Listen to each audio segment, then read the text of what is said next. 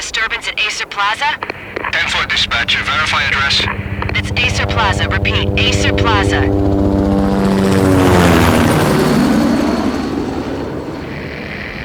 Shots fired on the rooftop. An assault in progress at Acer Plaza.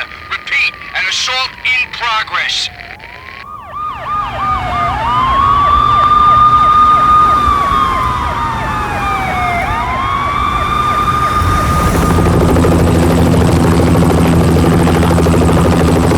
It's a war zone down here. 1085 dispatcher. Need additional units. Additional units now. Officer in danger. Officer in danger. 10-5, please repeat. 10-5, all units, emergency. Officer in danger, Acer Plaza. Repeat, Acer Plaza, all units. They were all dead. The final gunshot was an exclamation mark to everything that had led to this point. I released my finger from the trigger, and then it was over. To make any kind of sense of it, I need to go back 3 years. Back to the night the Payne started.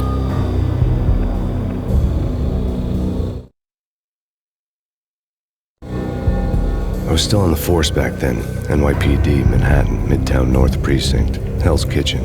So when are you coming to work for me, Detective Payne? You'd make me work undercover in some hellhole. Sorry, Alex. Michelle and the baby come first. See?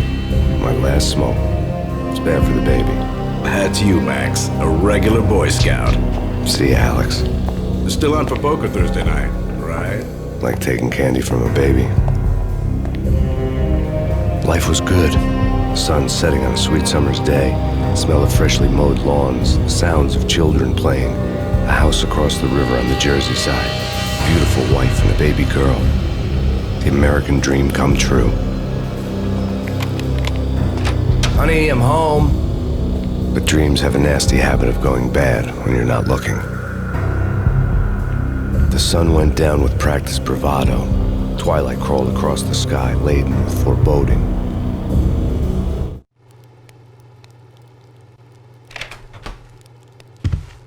Michelle, honey, anybody home? I didn't like the way the show started. They'd give me the best seat in the house, front row center.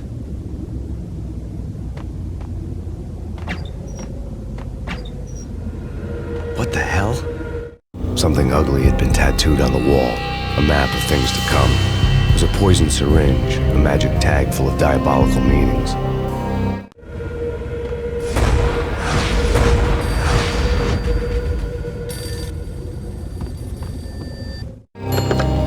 Listen, someone's broken into my house. Call 911. Is this the Payne residence?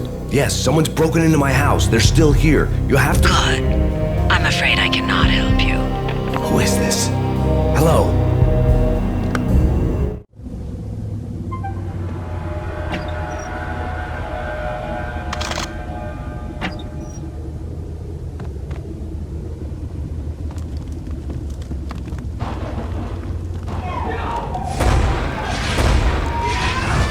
Michelle!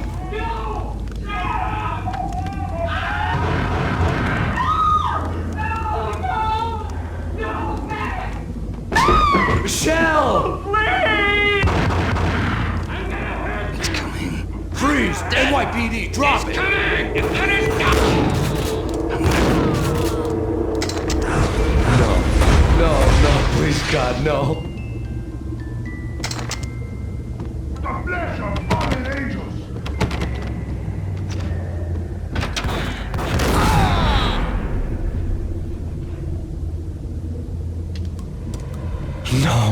No, God, no, please, Michelle. Oh, baby.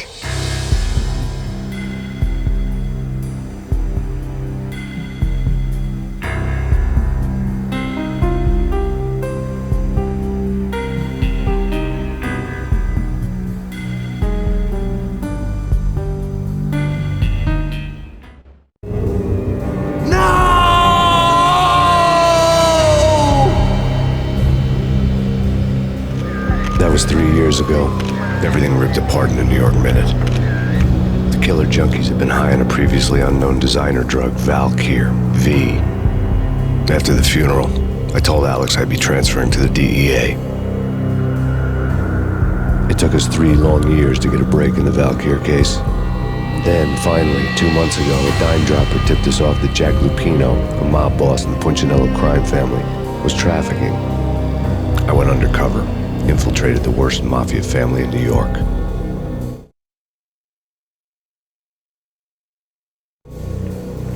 I came in from the cold and the dark. Outside the city was a cruel monster. I've been slowly working my way from the small time to the big fish, trying to get to the source of the drug. Alex and BB were my only contacts in the DEA, the only ones in this decrepit city who knew I was down here. BB here. Something urgent has come up with Jack Lupino. You need to meet with Alex immediately at the Roscoe Street station. I hadn't had a face-to-face with Alex since I'd gone undercover. Outside, the mercury was falling fast. It was colder than the devil's heart, raining ice pitchforks as if the heavens were ready to fall. Everyone was running for shelter like there was no tomorrow. It didn't get any better when I got to the subway. The feeling hit me like a point-blank shot straight in the face. Something was not right about this. My Beretta stirred nervously under my coat, but the train doors had already shut behind me, and I was in for the ride. Next stop, Roscoe Street Station, and Alex.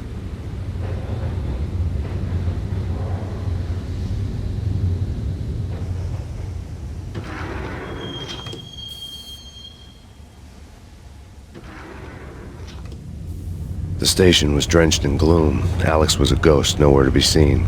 I'd have to look for him.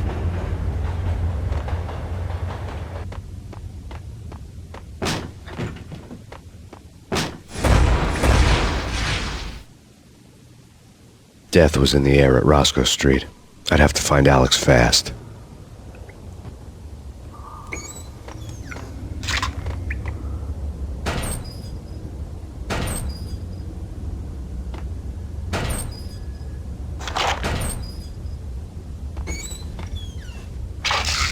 The pills would hold the pain back for a while. Wasn't Jake supposed to take care of this? He and Mickey are having too much fun. What the?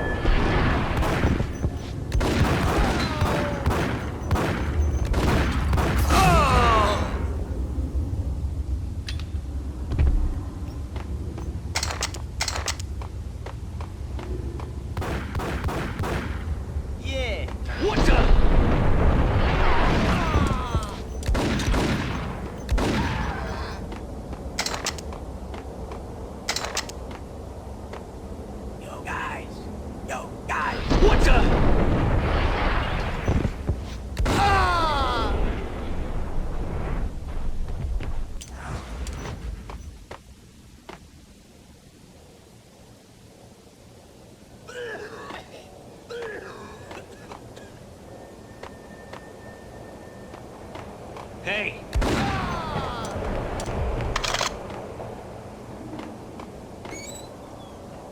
Did you hear something? Nah,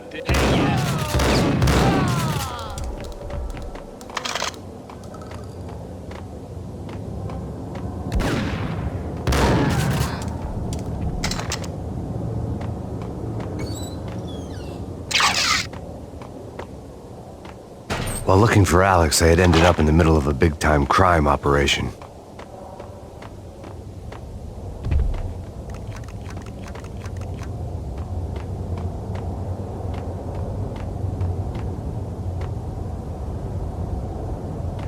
Kiss it goodbye.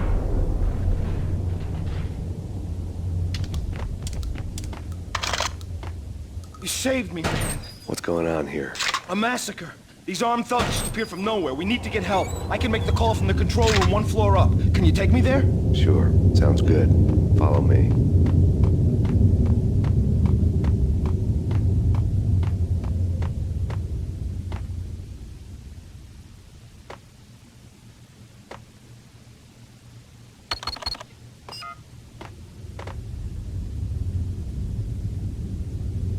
Home free. This way.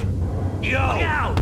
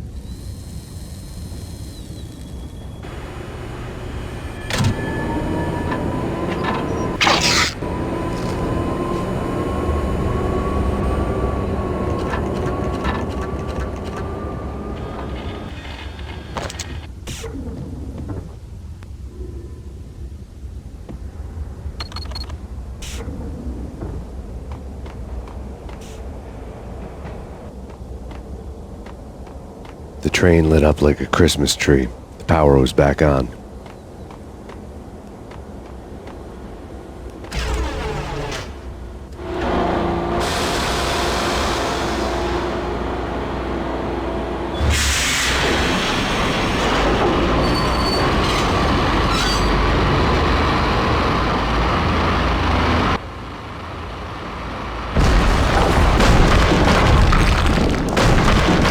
So much for being subtle.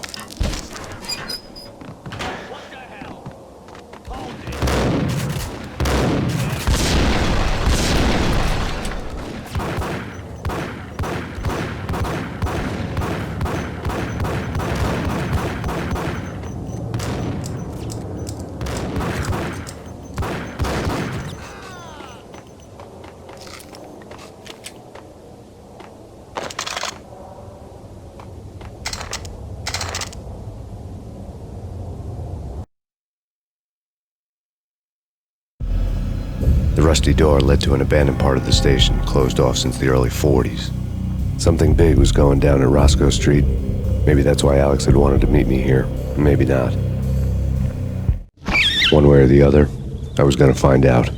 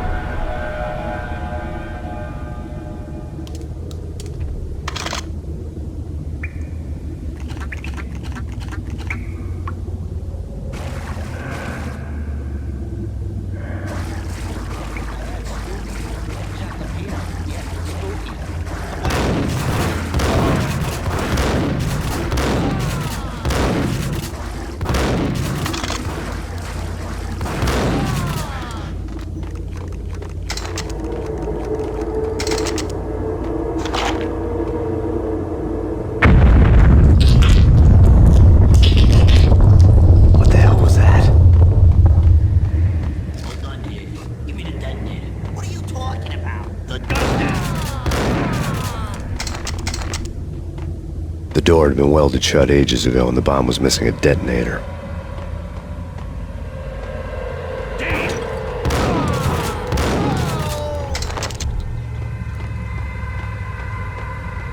Okay, fellas. The police are on their way. New York's fine. Get 'em!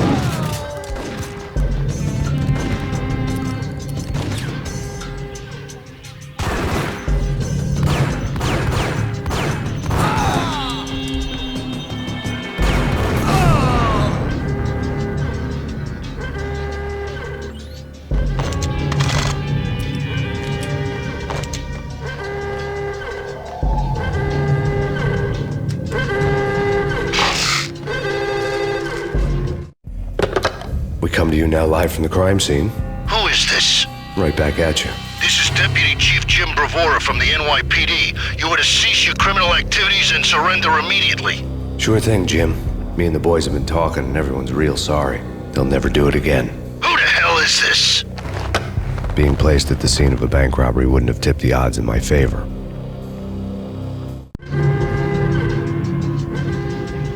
The bank robber's score lay on the table.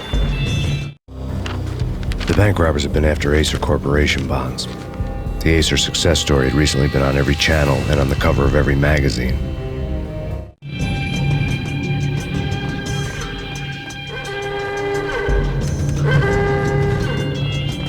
The bank robbers had left their tools on the table. Judging by the detonators, the crooks had bought enough explosives to send Lady Liberty into orbit.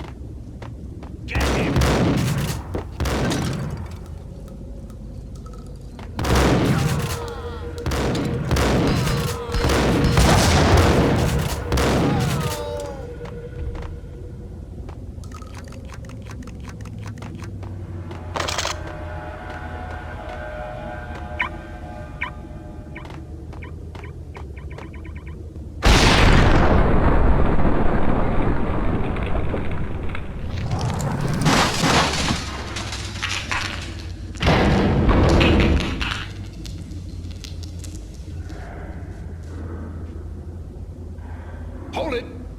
Max! Jesus, you almost gave me a heart attack! I nearly shot you! Alex, I'm glad to see you. What the hell's going on? There are more corpses here than at the city morgue! It's an armed robbery. A tunnel job straight to the Roscoe Bank vault through the old station wall. Is this why? This is Lupino's gig? This is Lupino's doing? Lupino's men? Really?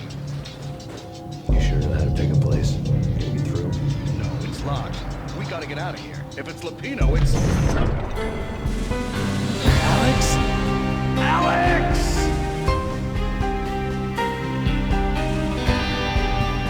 There was nothing I could do. He was dead. I could tell by the empty, accusing stare of his eyes.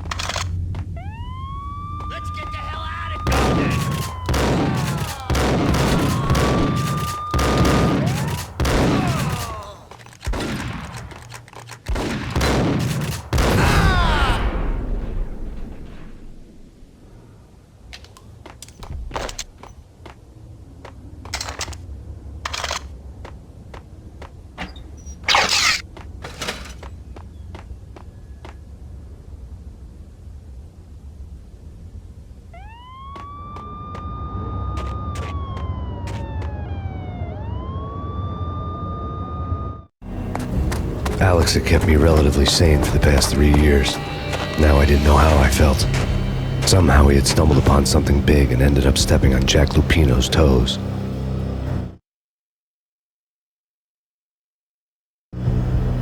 Lupino ran his racket of sex, drugs, and contract killings from a sleazy hotel in a slum block of tenements. The NYPD was closing in. I could hear the sirens. Their wail was a crescendo. Lupino thought he could get us by taking Alex out and leaving me to take the fall for it. All he had gotten was my attention.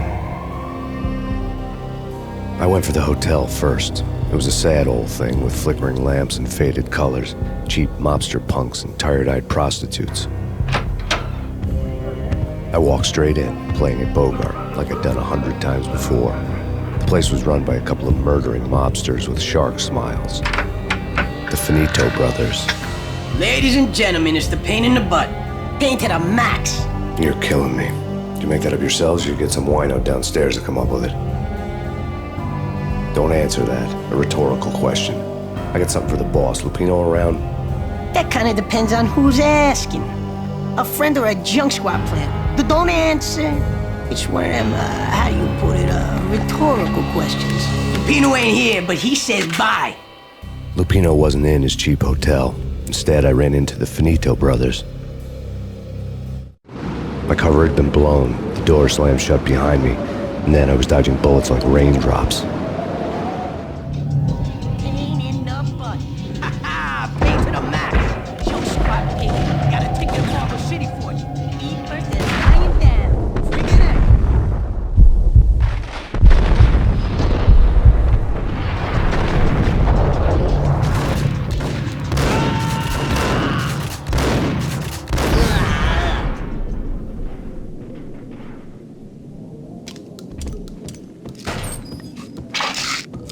desk caught my eye. I had met Lupino only once. The gangster ran all his rackets through his right-hand man, Vinny Gagniti.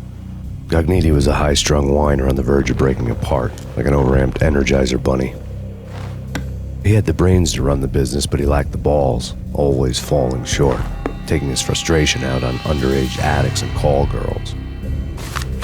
The V deal goes down at your hotel. Jack's exact words, quote, "Vinny, you're in charge of this one," unquote. Rico Muerte's coming to see it through. Anything goes wrong and everybody's gonna get dead, goes double for you. Treat this guy real good. Anything he wants, you give him. Don't screw this up or you're finito, finitos. A V deal meant added security, locked doors, and lots of nervous thugs with itchy trigger fingers. I'd seen nothing coming in, but that didn't mean it hadn't been there. Rico Muerte was a regular Kaiser Soze, a spook story told to keep the apes in line. 313. The Finitos had scribbled Muerte's room number on the note's margin. Bosses! Everything all right? Bosses! Joey, Vigilia, you all right in there? They're not answering. Call the others. Tell them to come quick. Okay, but we can't wait for them. We gotta go in now. Bosses, we're coming in. There he is!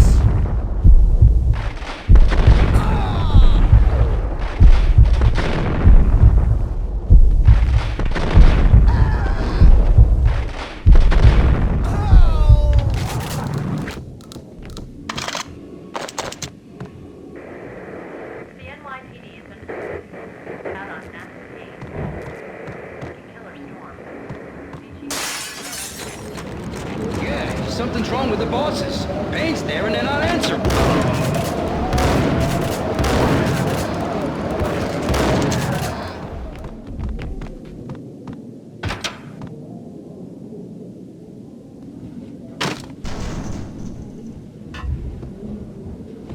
Hold it!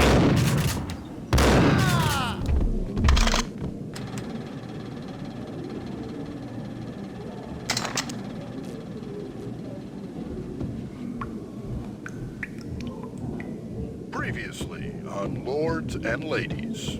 Lady Amelia, Marquis Valentine asks for an audience. Thank you, Lawrence. My lady. My lord. And now, an all-new episode of Lords and Ladies, brought to you in part by Acer Corporation.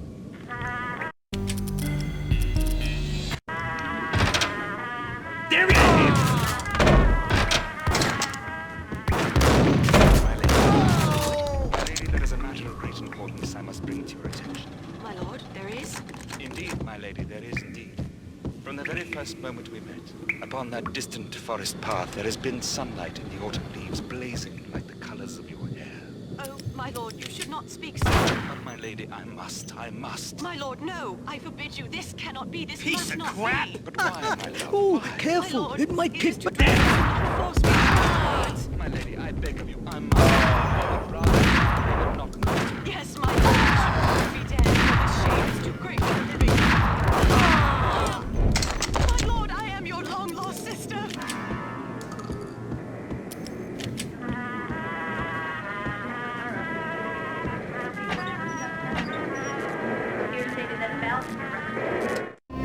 Tonight, the city's fight against the nightmare drug Valkyr took a turn for the worse as DEA Special Agent Alex Balder was found brutally slain at the Roscoe Street subway station. A suspect was seen leaving the site only moments after the shots had been fired, and the NYPD is currently in pursuit of Max Payne, a repeated felon believed to be armed and extremely dangerous. And now the weather. The worst winter storm in recorded history continues to pound the city.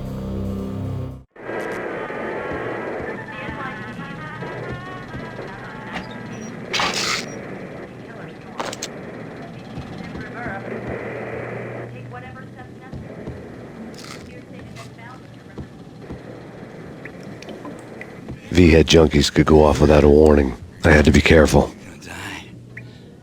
You're gonna die. It's coming. Whack the son!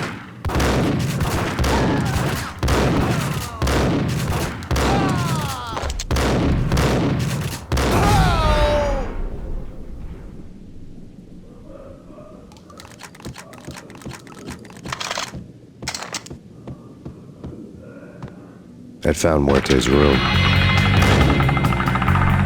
Muerte had received a letter. Our investigation had turned up nothing to link Angelo Punchinello, the head of the Punchinello family, to Valkyr. All tracks had ended with Jack Lupino. The letter in Muerte's room was signed by the Don himself. It was the first hint that the Kingpin knew what was brewing inside his syndicate. The trouble you got into after the Chicago screw-up. The Punchinello family bailed you out. You have been waiting for a chance to pay us back.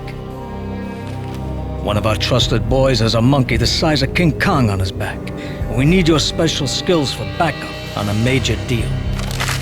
Collecting evidence had gotten old a few hundred bullets back. I was already so far past the point of no return I couldn't even remember what it looked like when I had passed it.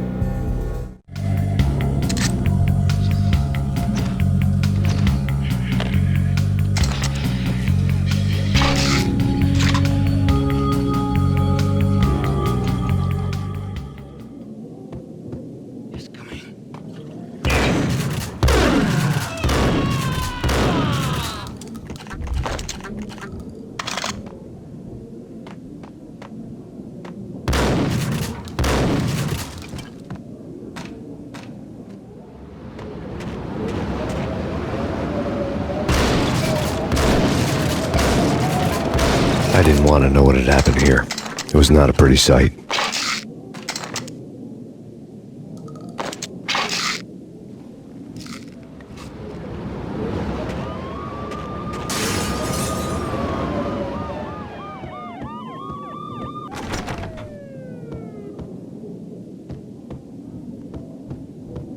Did you hear something?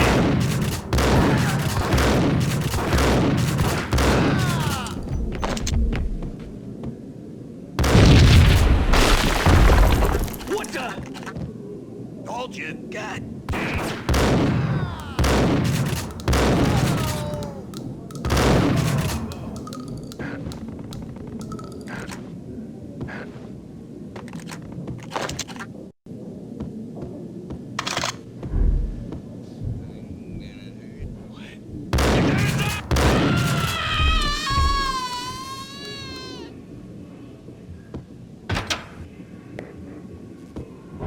The hooker had left her diary on the table.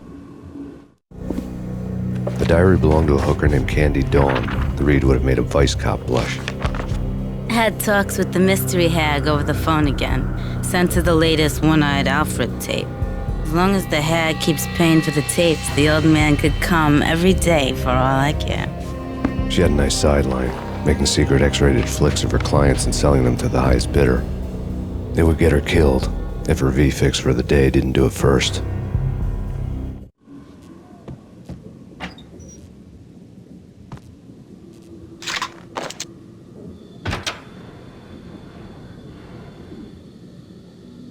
Alden! It's him. Go get...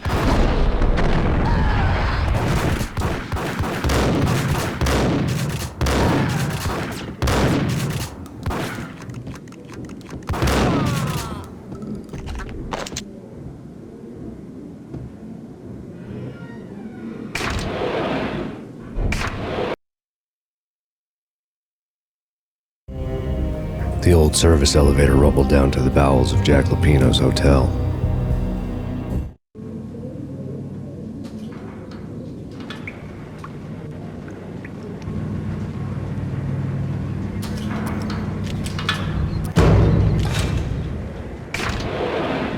It was freaking crazy.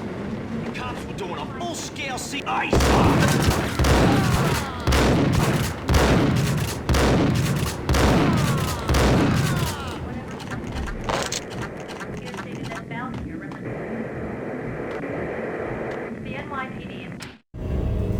A winter storm warning is in effect in the whole tri-state area, as both freezing rain and heavy snowfall continue. Many roadways are already closed, and people are advised to stay indoors. The severe blizzard has ravaged New York for 3 days now, with no end in sight. We'd been snowed from the start in the Valkyr case. The forecast said there was plenty more where that had come from. But the snowbound city was on my side. Less chance of innocent bystanders getting caught in the crossfire.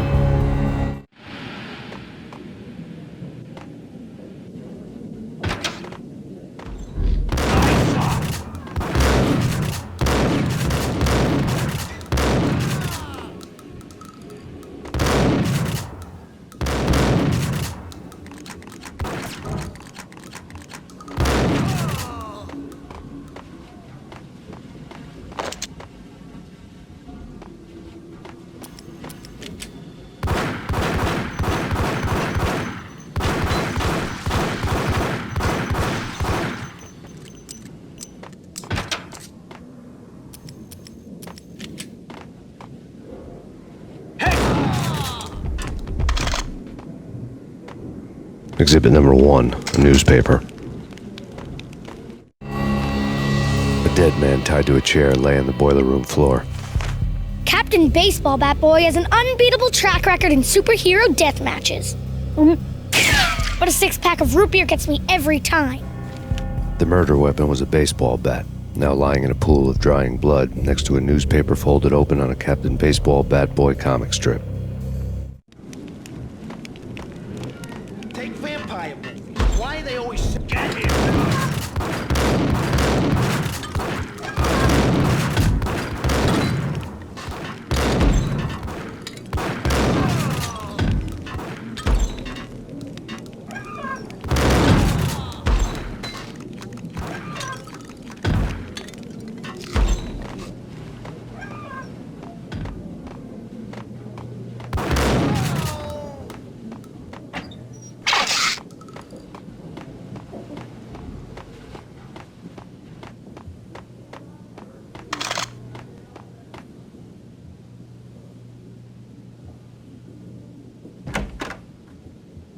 Chill with the guns.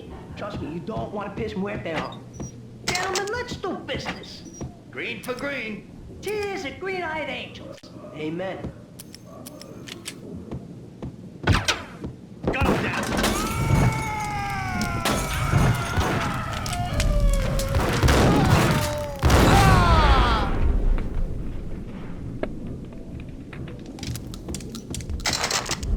A lifetime ago, this would have gone down as a narcotics arrest.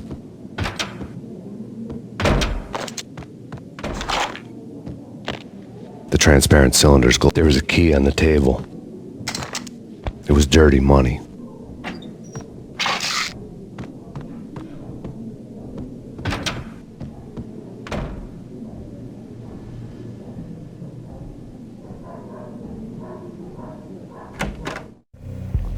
Two mad dog killers, ready to murder each other.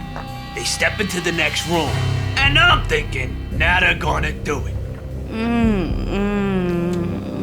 But no. They sit down in front of a TV and solve their differences with a kung fu fighting video game. I tell you, Candy, I was so depressed, I strangled them both with the video game cables. Oh, Rico, you're so bad. I am, ain't I?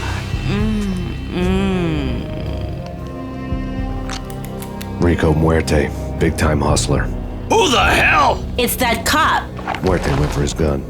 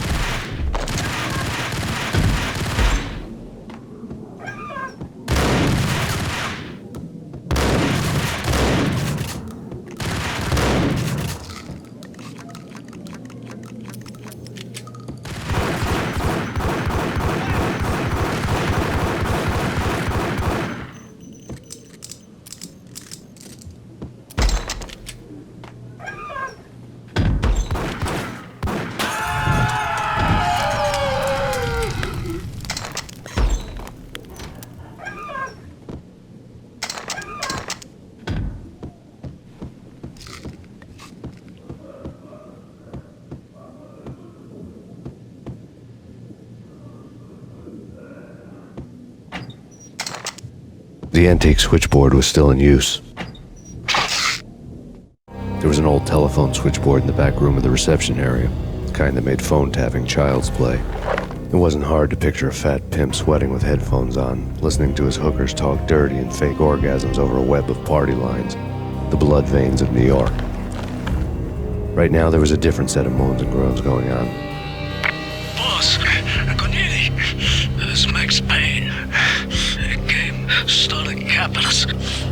He killed him. Are you freaking kidding me? He's just one lousy cop. You better be freaking kidding me. Whack him. What's the freaking problem? Hello? Answer me. Hello? The word was out. A deadly virus released into the city's corrupt circulatory system. Something wicked this way comes. Max Payne at large.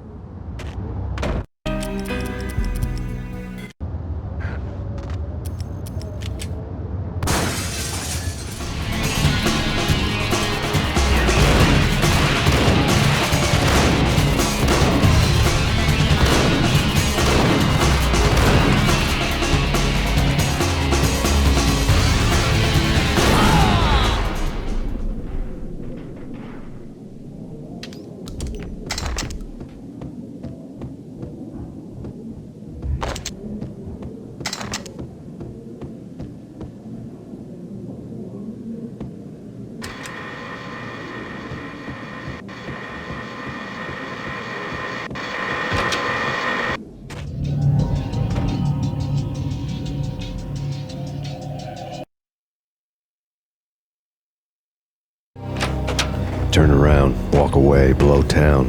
That would have been the smart thing to do. Guess I wasn't that smart. Lupino's tenement buildings were a seedy hangout for all kinds of sleaze. A liquor store, a pawn shop, a laundromat full of mobster bookies and loan sharks. The list went on. The how and why of it was a mystery to me, but they knew I was a cop. They knew I was coming, and they were going to get real trigger happy about it. I got to see Lupino's hangout all lit up. A bomb went off, turning snow into liquid gold. A pillar of fire lifted the remains of a car straight up into the air. The flames were highlighted on the hood of a black Mercedes-Benz as it coasted down the street real slow, as if the driver didn't have a worry in the world. I got a good look at the man riding shotgun. It was Vladimir, the head of the local Russian mob, the fly in Don Punchinello's soup. The ringing in my ears was the sound of a mob war being waged.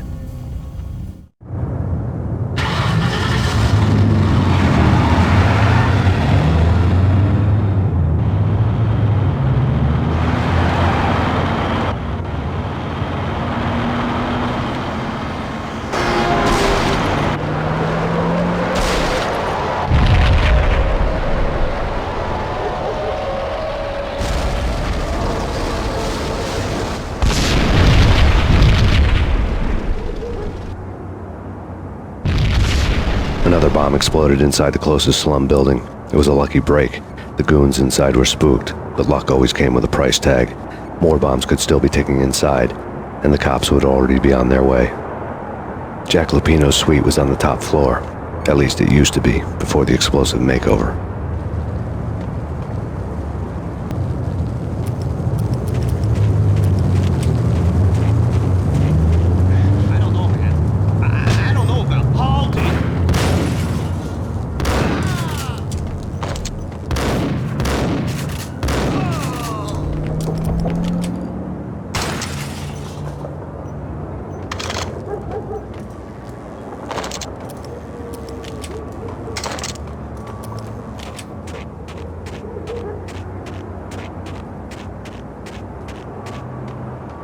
The headlines were depressing. The headlines were screaming bloody murder. The storm was a screaming duet with the approaching prowl car sirens. It was all a scream when you were down for the count and wanted for murder.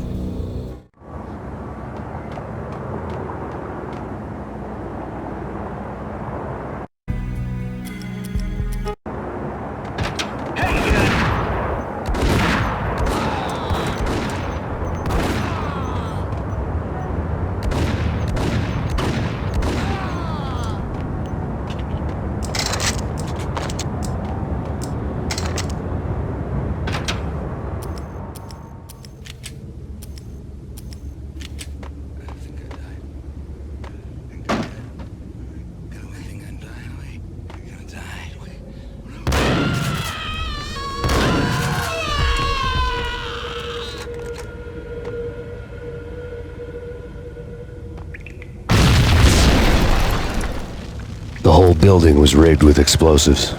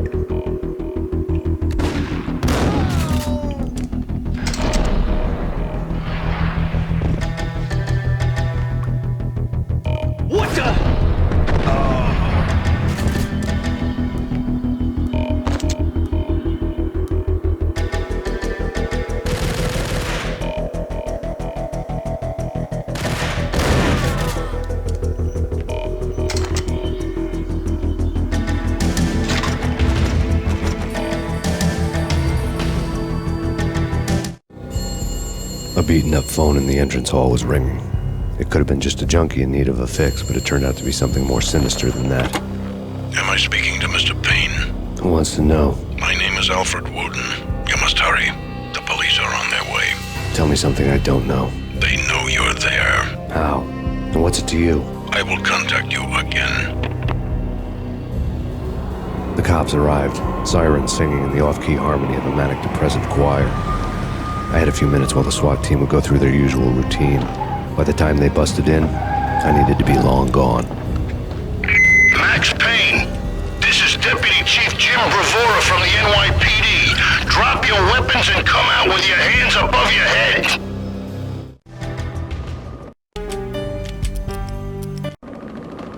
Did you hear something? Now, take it easy. Get up!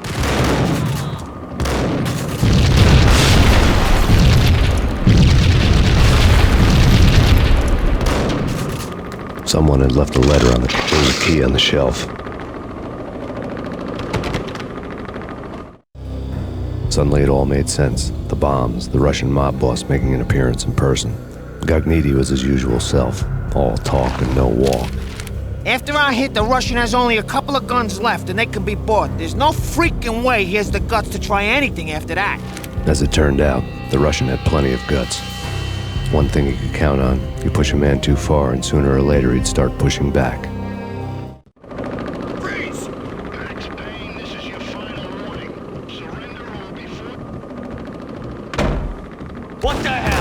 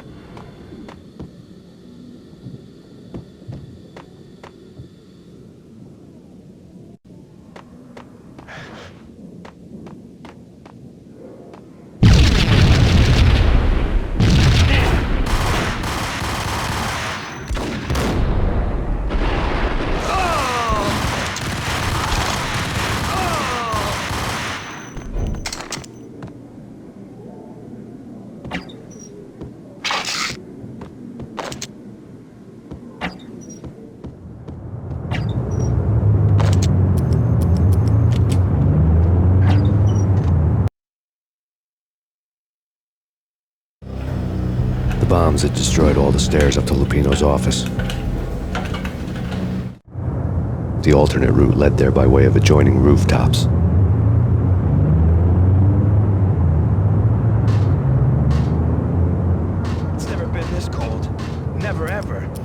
guy's fault. Yes, sir. It's the...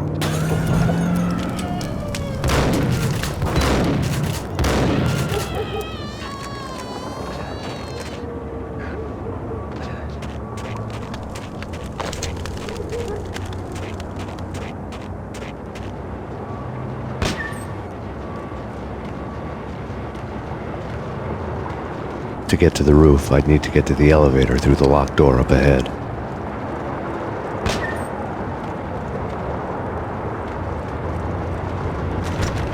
Pizza delivery. Never seen you before. Buzz off, Joker.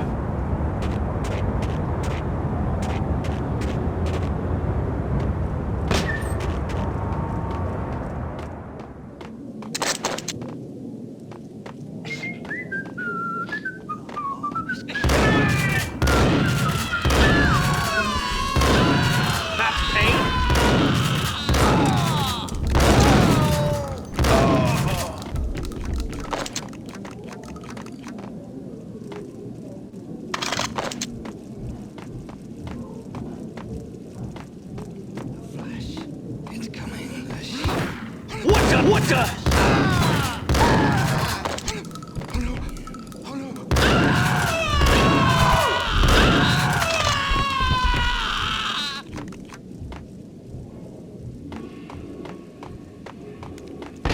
No, don't shoot.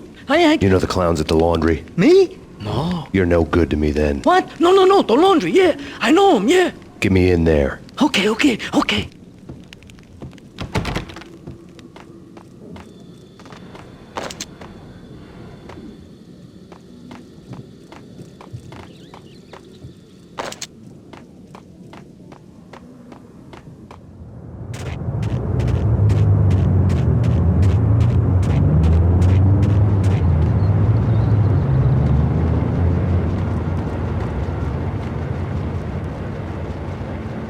Me, open up. Let me in, quick. Not so fast. The password. John Woo. Come on. Okay, John Woo. All right. Come right in. It's a trap! It's Payne! There he is.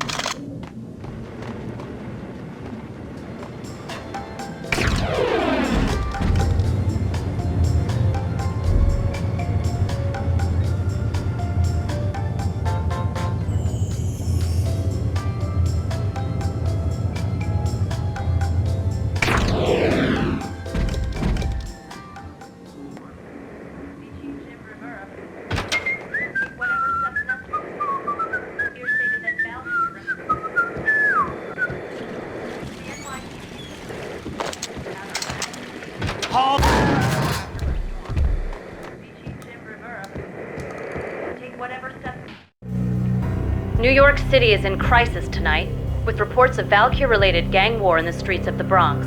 Apparently, Max Payne, wanted for questioning in connection with the slaying of a DEA special agent earlier tonight, is waging a one-man war against his former partners in crime. Among the list of casualties so far are notorious mafia members Joey and Virgilio Finito, as well as Rico Muerte, himself a fugitive from the law, and a suspect for several murders in the Chicago area. The NYPD has been placed on full alert. A citywide APB has been put out on Max Payne.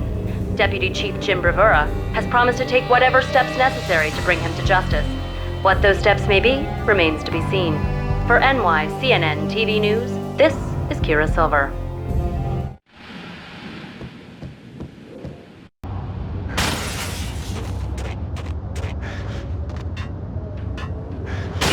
On address unknown. I don't want to go there. It's the last place I'd want to end up. But that's where I always end up anyway. Only, it's not me, Pink Flamingo, but someone who looks the part down to the place. So, Behold, the flamingo speaks. It can speak here. It's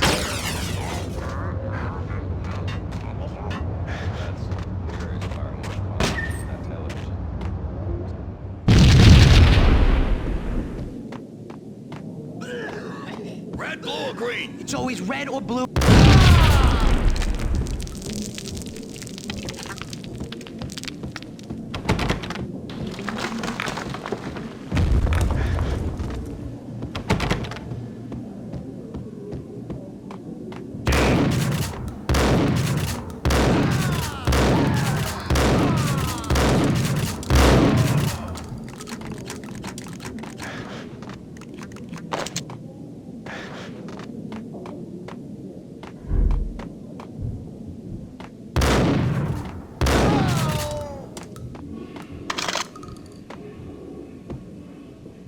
What the hell are you standing around here for? They're bombing us. What are you doing? You're doing nothing. What are you doing? This is war. Freaking war.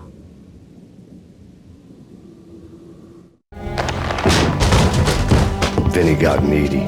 Just the man I've been killing to see. Payne? Freaking Fed! I knew from day one there was something screwy about you. What do you think you're doing? You're a freaking cop. You ain't got squad on us. You can't just come in here waving your piece like it meant something. Yeah! Oh my God! Oh God, you shot me! Ah! You're dead, Payne! What the hell are you waiting for, you apes? Kill him! Kill him! With pleasure, boss. Gognitti bailed. I made like Chow Yun Fat.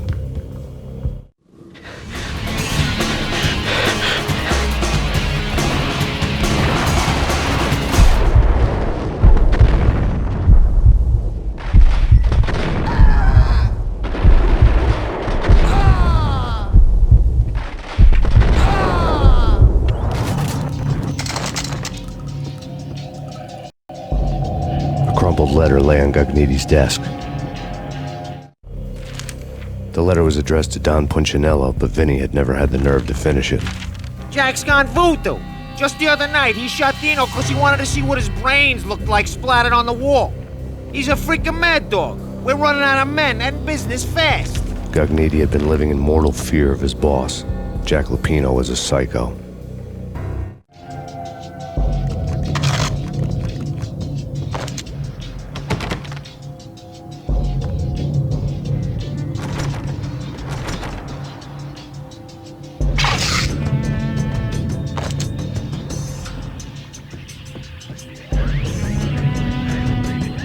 Vinny Gognitti was running scared.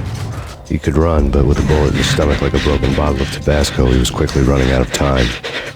He knew where his boss was, and I wanted to square things up with Jack Lupino. Gognitti would be moving fast. I don't know about angels, but it's fear that gives men wings.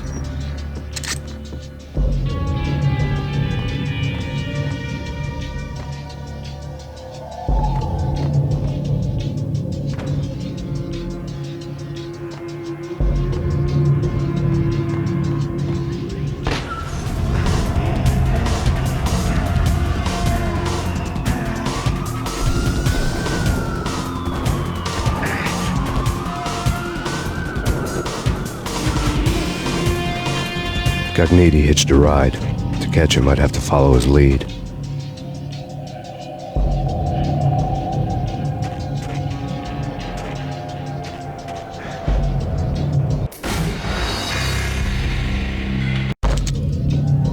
A crumpled letter lay on Gognitti's desk.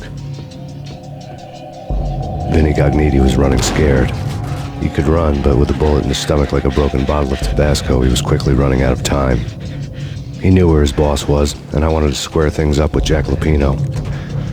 Gognitti would be moving fast. I don't know about angels, but it's fear that gives men wings.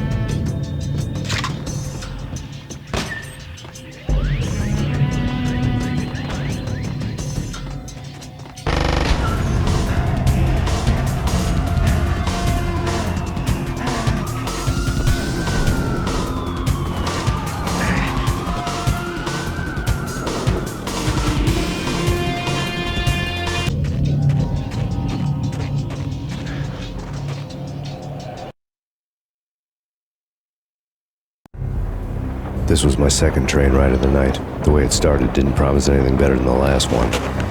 Freezing wind tearing at my face like sandpaper and razors, ice hard and slick under my hands and feet. And somewhere in the background, the wail of sirens, the city howling after me. New York sped by in fast forward. Dark rooftop water towers and a dead forest of antennas and chimneys, all a blur.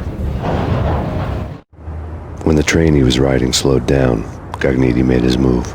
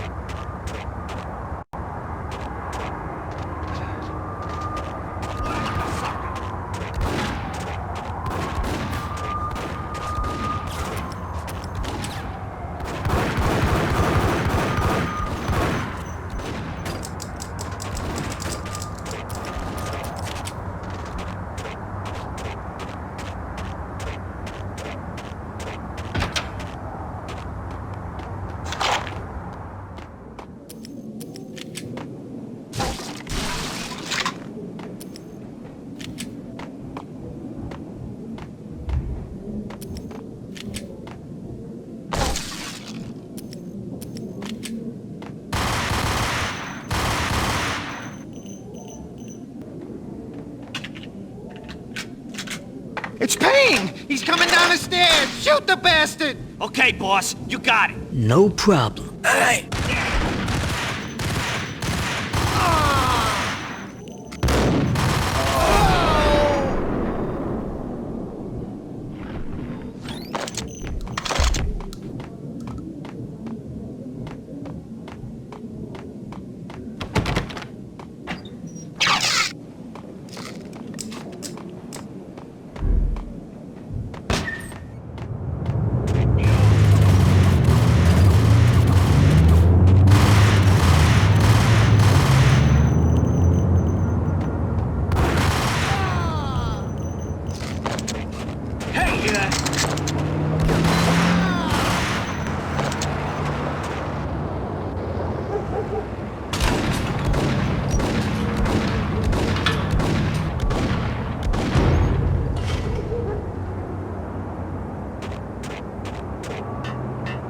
Yo!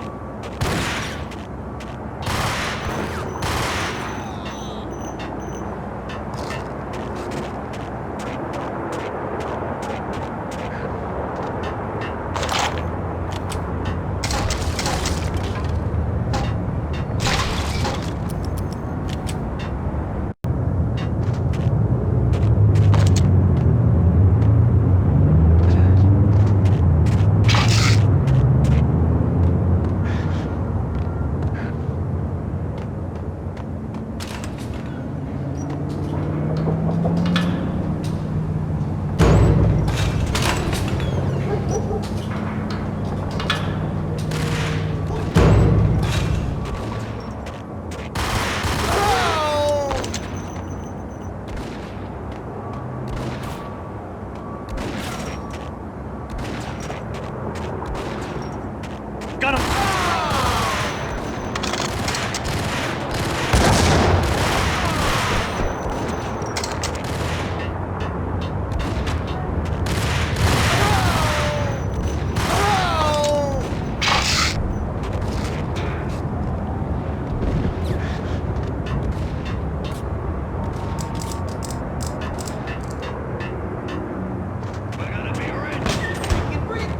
Even richer than that, wise guy.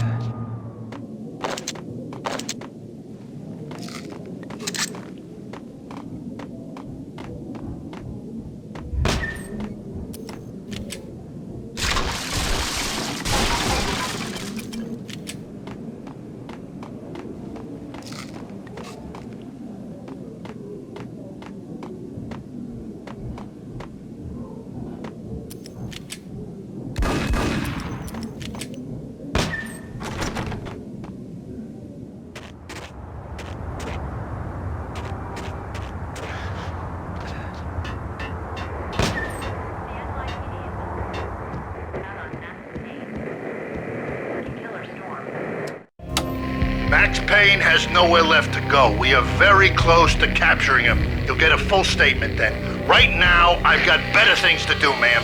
That was Deputy Chief Jim Bravura from the NYPD with no further comment at this time.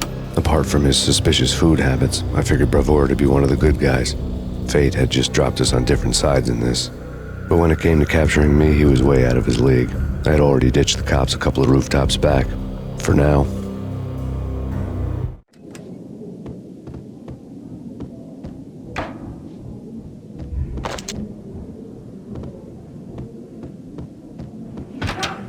I can hear him. Ready? Keep it up. Point at the door. Whack!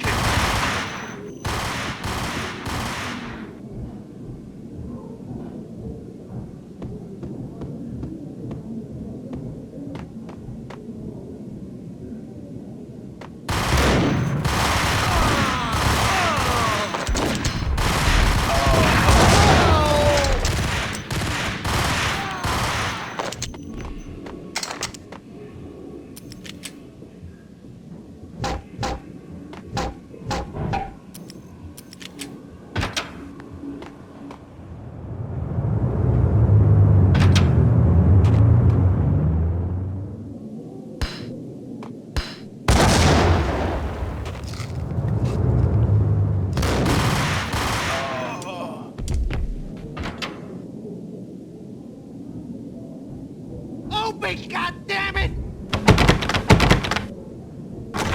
Payne!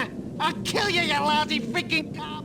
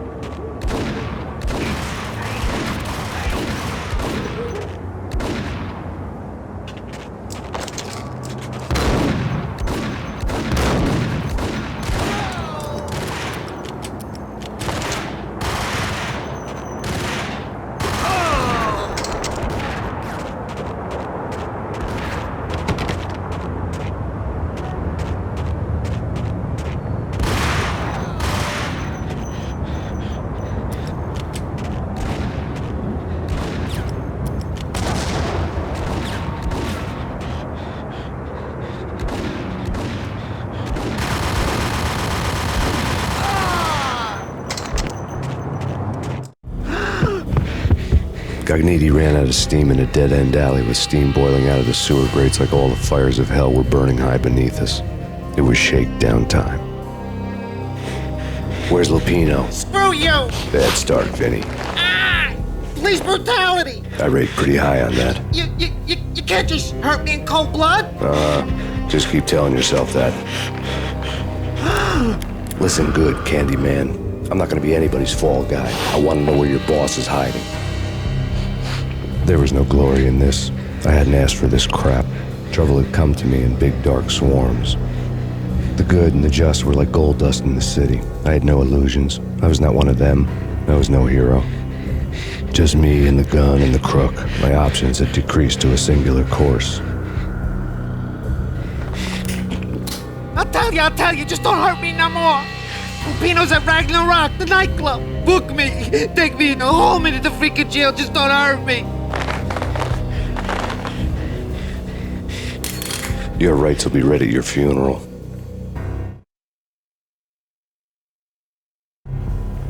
Ragnarok was Lupino's private nightclub, a den of drugs built into an old theater. I knew what waited inside. V-head junkies ready to explode in random acts of senseless violence, and Lupino's goon squad, the worst stone-cold killers this side of hell.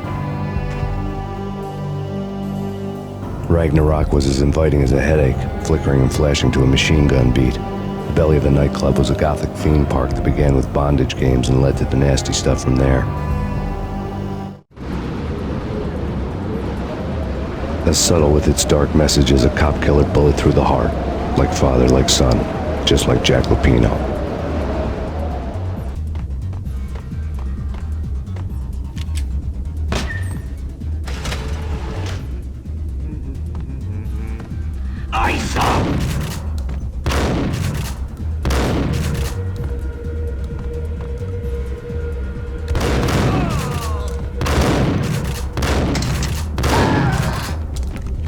book had never been a bestseller. Given the setting, I was surprised to find that somebody had been passing time reading. The paperback was entitled The Age of Murder and Storm. The blurb on the back mentioned Norse mythos and Ragnarok, the end of a Viking world with a terrible winter that covered the earth in ice, when vile crimes were rampant and all humanity lost. I could see how somebody impressionable might get it into their head that we were at the end of time. I was also beginning to see what the nightclub and its owner were all about.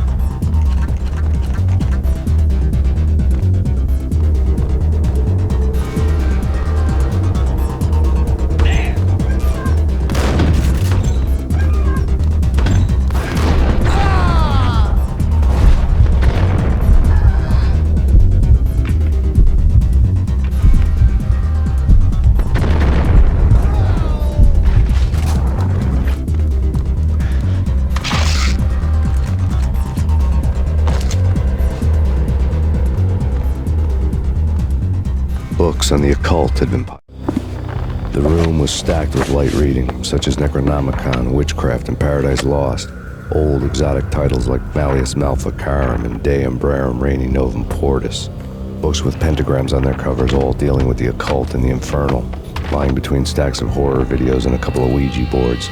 The only thing I could take seriously was the thought of Lupino taking it seriously. He had been spending a lot of time getting intimate with the guy downstairs. Piled on the table.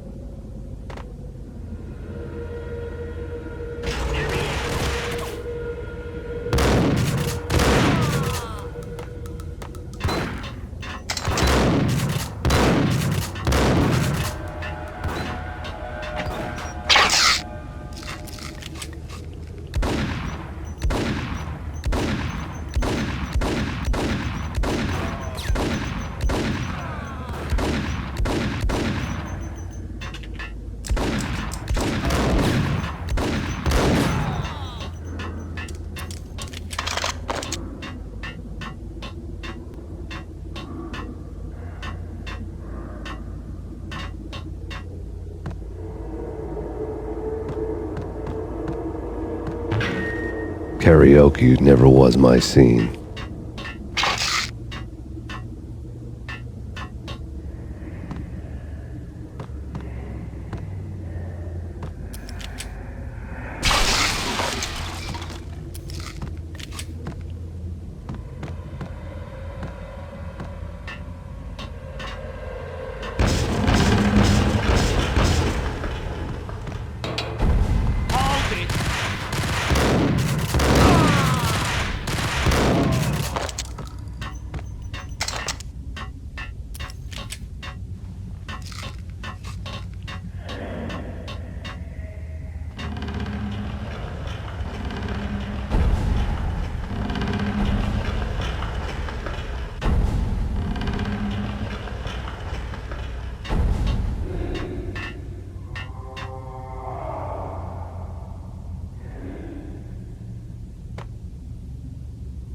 Hold it!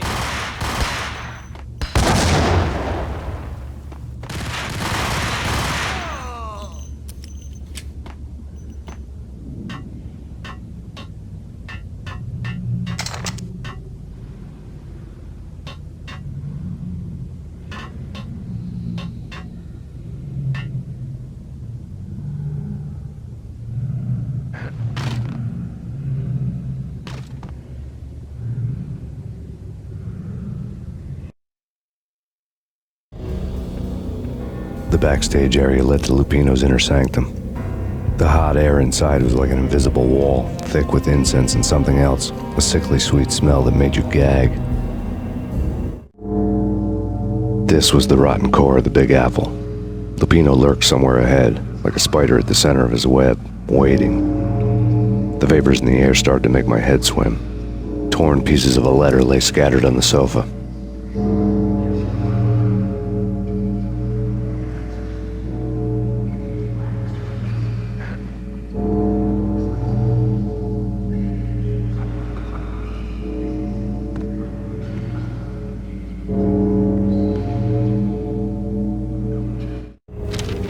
Punchinello had threatened Lupino in writing. The note had been torn to pieces, bloody fingerprints all over them. Don't want you to think that one of my boys is not playing with a full deck. Shape up, Jack.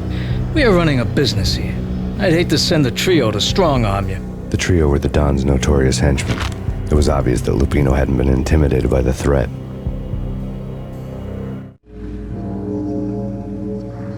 The flesh of fallen angels! Come to me all! Astaroth, Beelzebub, Asmodeus, Baphomet, Lucifer, Loki, Satan, Cthulhu, Lilith, blood to you all! Secret, living under the skin of reality. I've seen it, the corruption of flesh.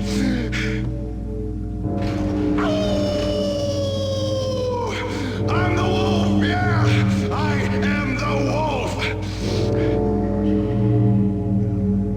It's close. It's coming. You have come.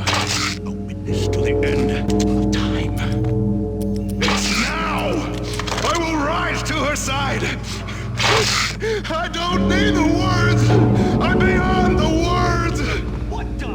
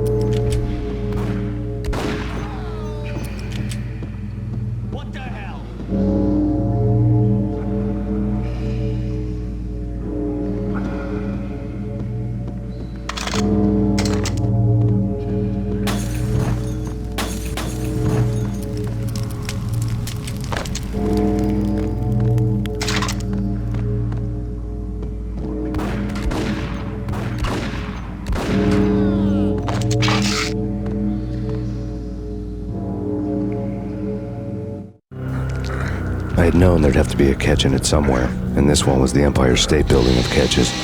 Lupino was pumped up and dying to go 15 rounds with a mutant alligator. And then he started this spooky monkey talk, straight from a bad dream. Mine. I have tasted the flesh of fallen angels. I've tasted the devil's green blood. It runs in my veins. I've seen beyond a world of skin, the architecture of blood and bow and arrow. Death is coming! She is coming, and hell follows with her. This is the twilight winter. I am ready to be her son. Her time is now, and all who stand in her way must die!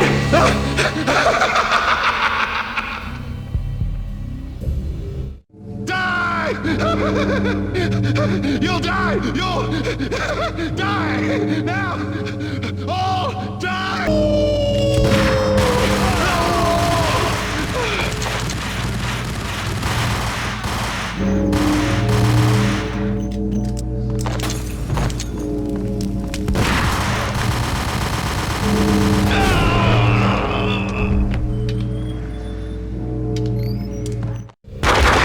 When Lupino finally went down, I wanted to make real sure he'd stay that way. V was a bad monster. Turned them into friggin' zombie demons from outer space. I think he's dead already. Huh? And that's when it happened. But dead or not, you've got the wrong guy. In stepped this knockout femme fatale holding a gun to my face. I returned the favor.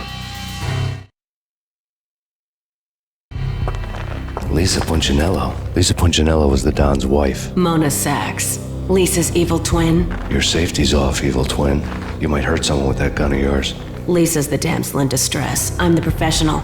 I'd blow you away without batting an eye. Sure, and you can check out my credentials splattered all over this joint.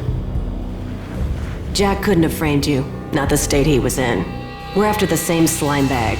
Angelo Punchinello's the one who murdered your friend and framed you with it. You know this for a fact. I've got my sources. I don't have a clue these days. I just shoot them as they come. Who put a contract on the Archfiend? This one's mine. I hate the guts of that sadistic wife-beater. Why not pool our bullets for this one? I thought you'd never ask. My finger was starting to twitch. How do you like your whiskey? I'm easy, as long as you don't try to slip me a Mickey. You're a real angel, Max. It was good stuff. Tasted sweet as honey going down. Nothing personal. Can't risk you going berserk and getting Lisa killed.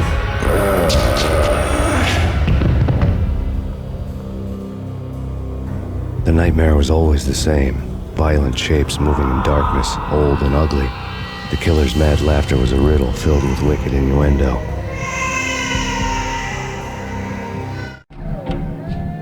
Somewhere, the baby was crying.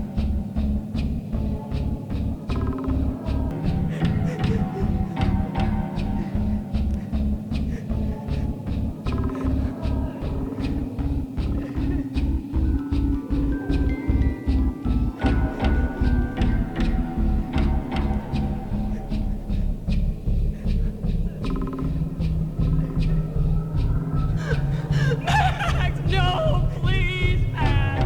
Why? I didn't mean to.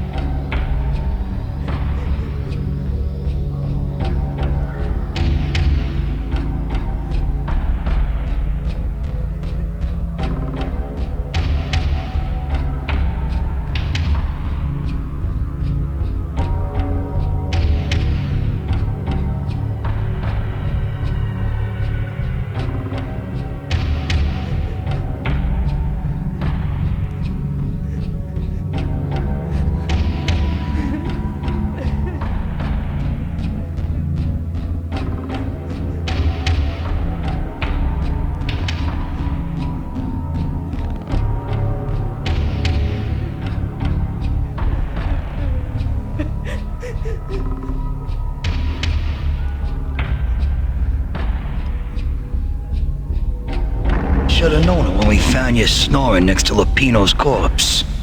A comedian, huh? pictures were filled with good old times.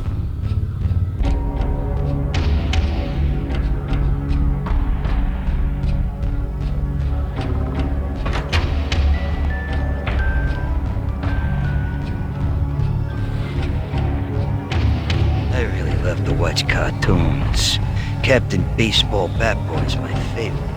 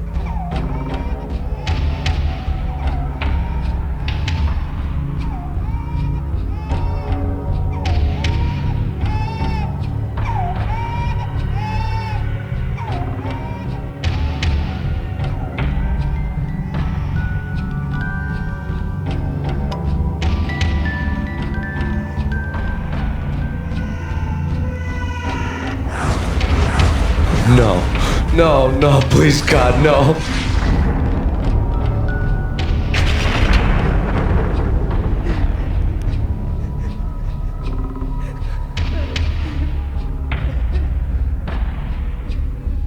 Slice them, dice them, shoot them full of holes, blow them to bits, vaporize them, disintegrate them. No matter what you do, they'll still be back, good as new. Michelle's diary lay on the table. Michelle was working part-time in the district attorney's office. Her diary was open on today's entry, her handwriting all pretty curves. An army dossier found its way to my desk yesterday. Valhalla? Isn't that a Norse myth? Something about Vikings? I tried to tell Max about it, but he was busy, that cute frown on his brow. Guess it's nothing, just a mix-up at the courier service. From now on, I would always find time for her. It was a hollow promise. Too little, too late.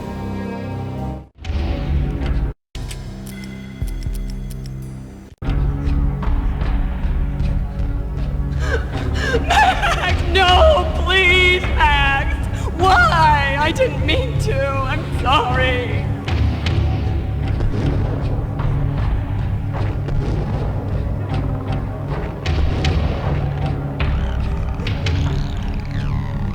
Murderer! You killed her! Nothing like that ever happens in the real world.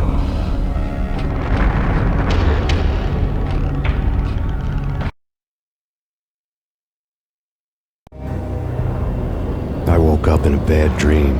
My head felt 2 sizes too small for my brain. Max Payne. I envy your name. And the killer was smiling. Pleased to meet you. I'm Frankie the Bat Niagara. Niagara, as in you cry a lot? He had a baseball bat and I was tied to a chair. Pissing him off was the smart thing to do.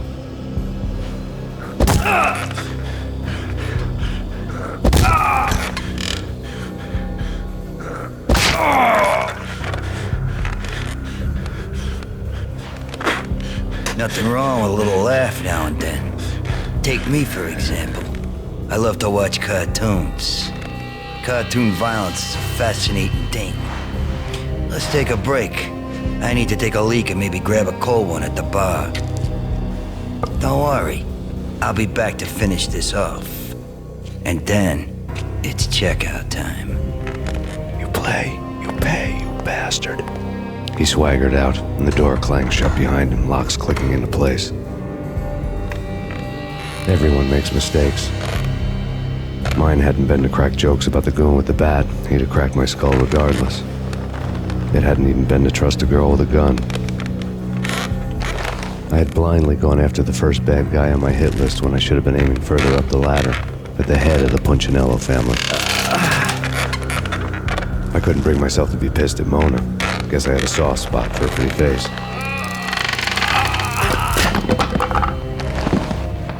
But when somebody decides to play baseball with your head, you tend to get sore. They had dragged me back to the basement of Lupino's hotel. I was beaten, bruised, and blue.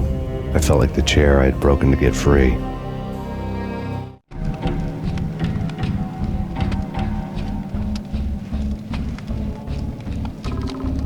All I had was Niagara's bat, sticky with my own blood. Without a gun, I'd be no match for Frankie's men. I'd have to play hide and seek with them. It's Frankie's turn. Hey!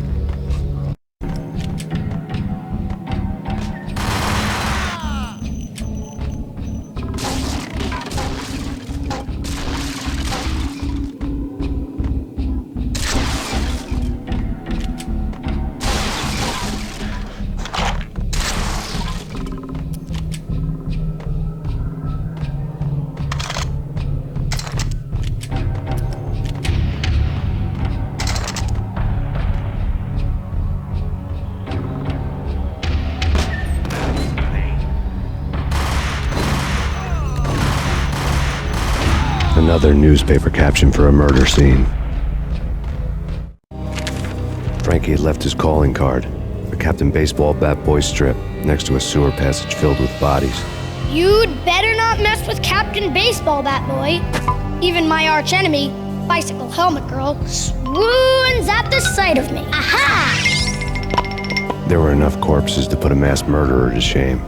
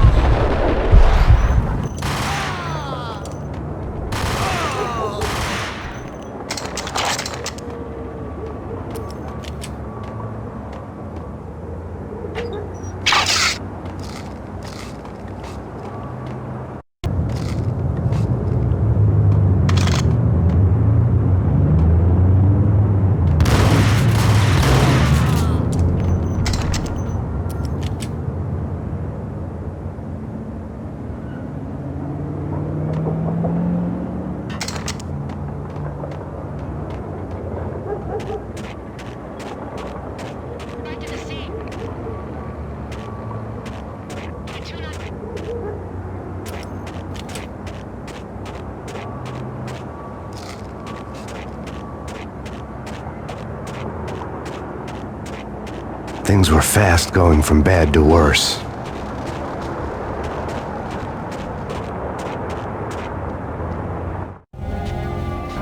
The men in blue had come and gone. They had decorated the place with chalk outlines and tied it together with yellow tape. The cops who had stayed behind were dead. Frankie, his boys, and I had the place all for ourselves.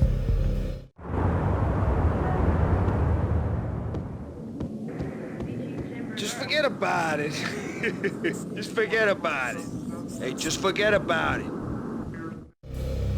That crazy witch, you should have heard her. She was a real scream when the boys caught her trying to cap the Don. Oh, that's friggin' bad. To the trio? That's even worse than what Frankie's doing to that poor bastard downstairs. She's gonna take a long time to die. The mobster muscle on the phone was talking about Mona.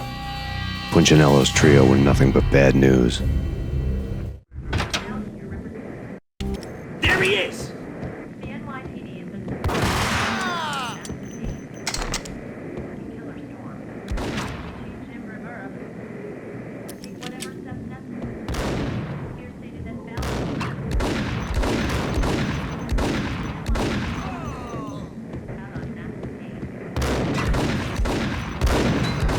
More evidence that Punchinello didn't like me much.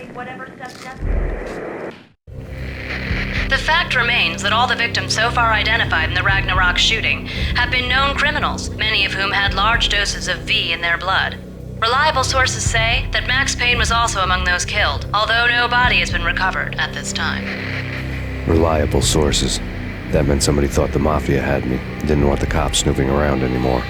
The body would be delivered to them barely recognizable. Case closed. Don Punchinello had the power to be that reliable source, which was no news, but his news was old news. Framing me hadn't been enough. Don Punchinello had put a hit on me. He wanted me dead, and it had been important enough for him to give written instructions to Frankie about it. Max Payne should die like a dog for the trouble he's caused. Frankie, I know I can trust you to give this matter the dedication it needs.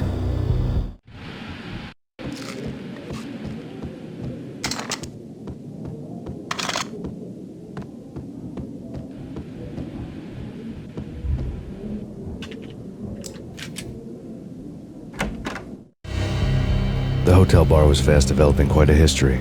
True to his words, Frankie was there, having a beer. Jesus Christ. How the hell did you get loose? Got bored waiting. Thought, what the hell, we could just as well finish this here.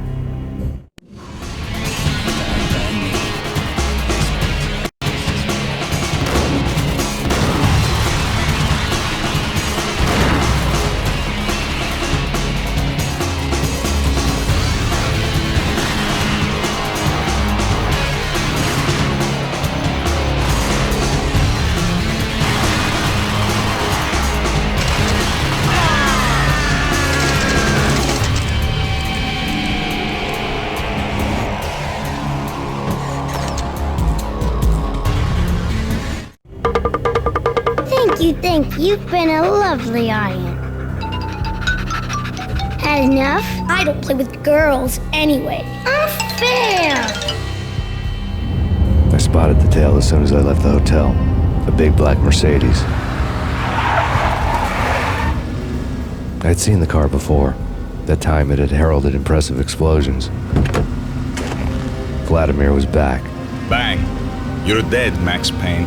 I might have laughed if I remembered how.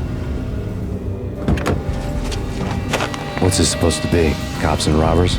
Look, you want something with me? Get in line. Peace, man. Relax. You know you are a real news item, armed and dangerous. I am going to make you an offer you can't refuse. I've always wanted to say that. It's a bum rap. I've been framed. That's a moot point. Whatever you did or did not do, I'm sure you had good reason for doing it. Want to hear me out? I'm listening.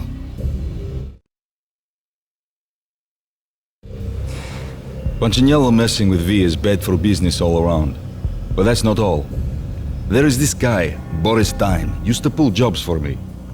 He's the captain of the cargo ship Charon. Now the bastard turncoat has gone over to the other side, Punchinello's. The ship's loaded with high-res hardware, guns, my business. If Punchinello gets hold of that cargo, he's won and I have lost. And you'll have your work cut out for you. If you want to get to Punchinello, You'll need heavy-duty persuaders. I am just the man to get them for you. Change the ship back under my flag, maybe pop 2 in the Traitor Dime's head while you're at it. You'll get enough guns to start the apocalypse. You in or out? Let's get this show on the road. Vladimir was one of those old-time bad guys with honor and morals, which made him almost one of the good guys. None of us was a saint. The Brooklyn riverfront was a maze of rusty containers, sharp-boned cranes looming up from the snowstorm. On a night like this, you couldn't help but think of the dark army of dead men sleeping with the fishes, cement shoes in line. No Minotaur lurked in this labyrinth, but somewhere out there, on the clanking deck of his cargo freighter, the skipper of the Chiron was waiting, like the ferryman of the river Styx.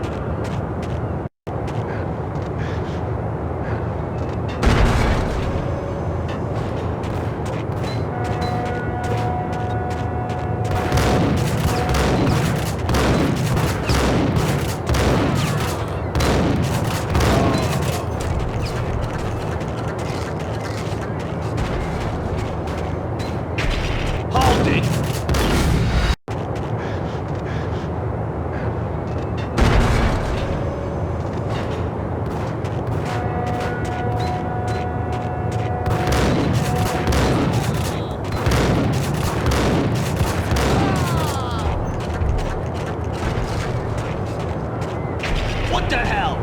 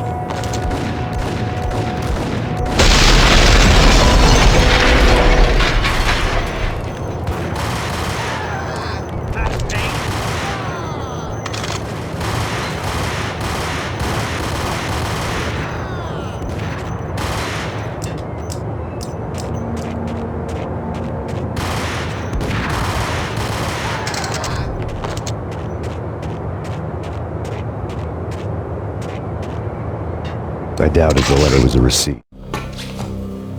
Rico Muerte had come to town to do more than just sort out family troubles. Exhibits number 1, 2, and 3. A briefcase of money, a sniper rifle, and an envelope with one word neatly printed on a folded piece of expensive paper. Mayor. It didn't sound like a mafia contract at all. It was too cold and too to the point.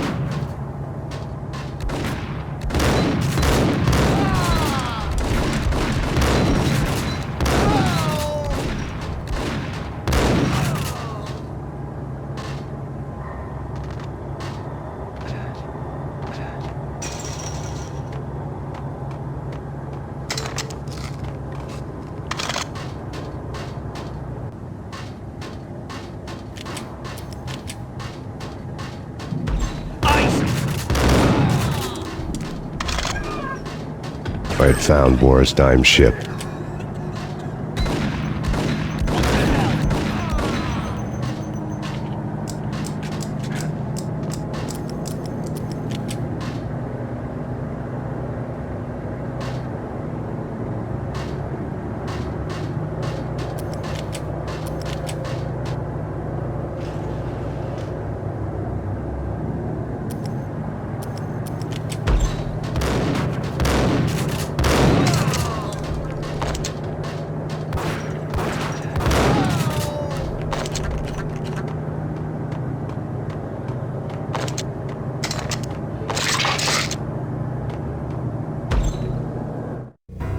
Rust had crept over the sides of the cargo steamer a long time ago.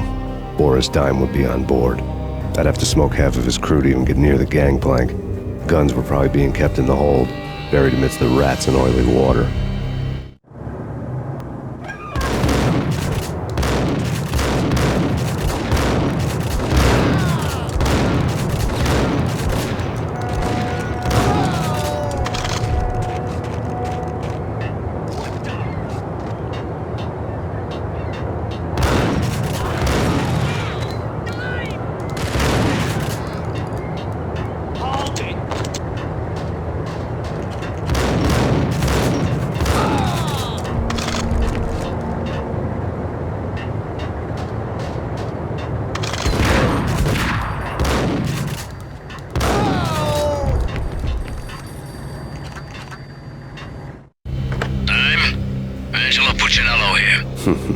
Angie, tell me, how much did Dime cost you? I bet it was more than his name. Max Payne. Right the first time. You're dead, punk. You sure you're not confusing me with Boris here? But you are right, of course. Pretty soon we should get together and have a talk. You son of a... Pissing Punchinello off was a dangerous game, but when people get mad, they make mistakes. I should know. That's where I wanted Punchinello, mad enough to trip over his own feet, preferably into a grave.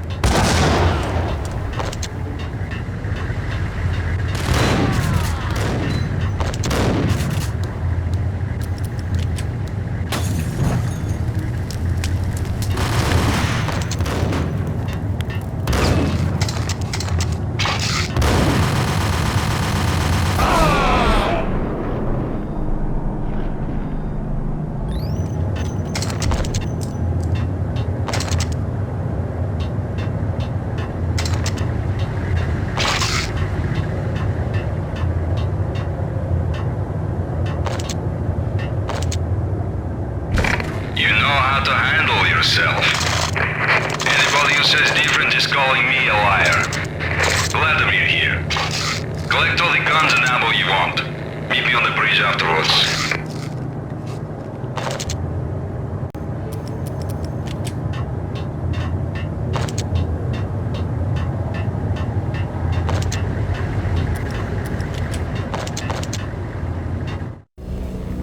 Did you get everything you need? Check. I owe you. Anything you need. This is my solo. When I'm through, Punchinello won't be anybody's problem anymore. Clear as vodka. But anytime you get between a rock and a hard place, just whistle. This could be the beginning of a beautiful friendship. You really get a bang out of this big-time gangster act, don't you?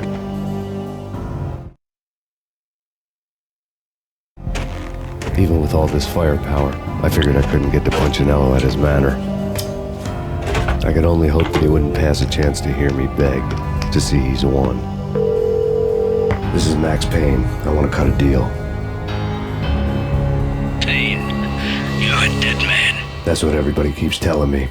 I got your ship and her cargo. I want to meet. No pain, no gain. Capiche? You know my restaurant? Yeah, I know it. 1 hour. Punchinello's restaurant had seen better days. Snow was falling like ashes from post-apocalyptic skies, but that was outside. Things would soon get hot in the Don's restaurant. I knew it was a long shot, Angelo Punchinello actually showing up, but there was no crime in hoping.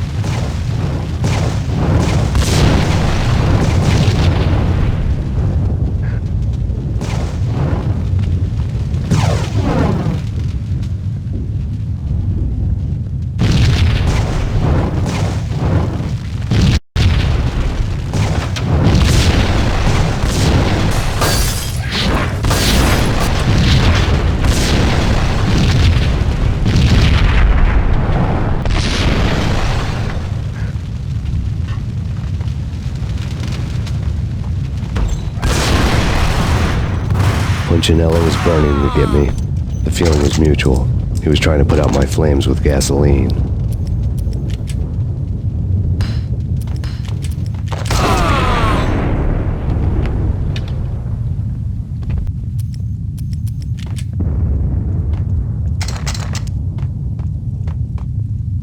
The mobsters have been guarding a real treasure. The way out of this disco inferno. There he is.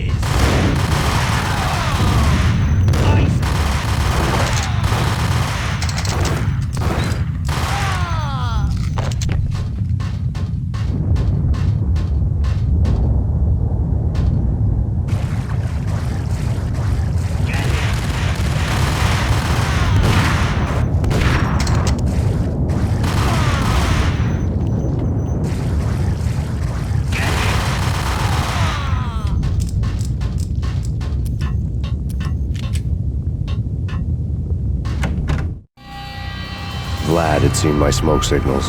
The Mercedes was revving to go, almost drowning out the banshee wail of the sirens.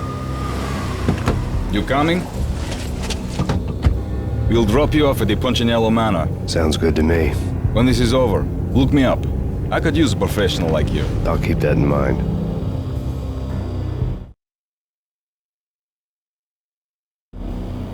The night groaned with cold. The garden lights flickered nervously.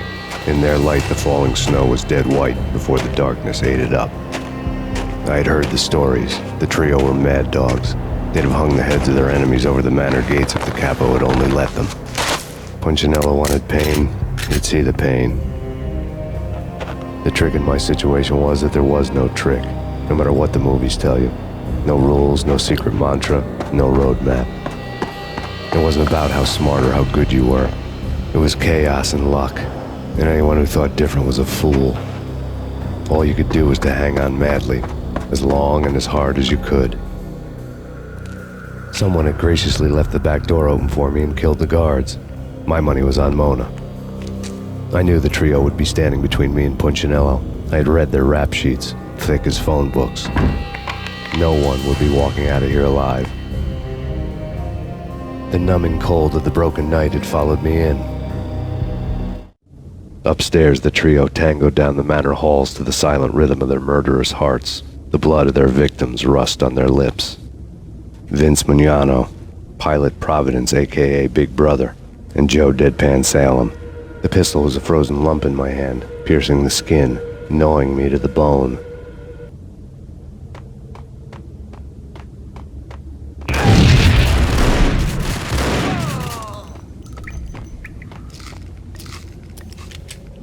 There he is!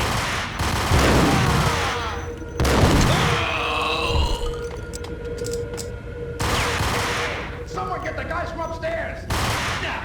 No one's going anyplace. Too late.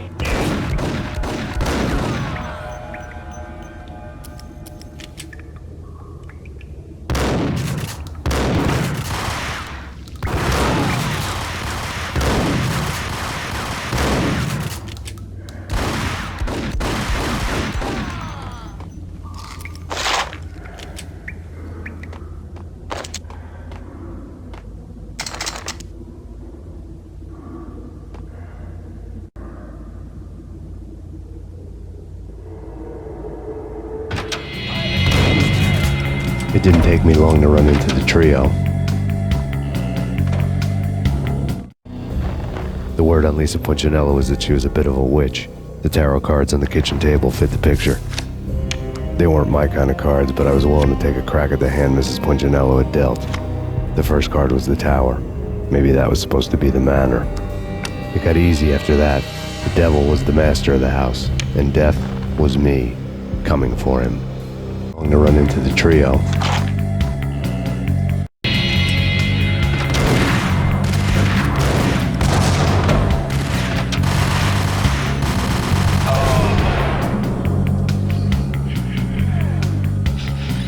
One down, 2 to go.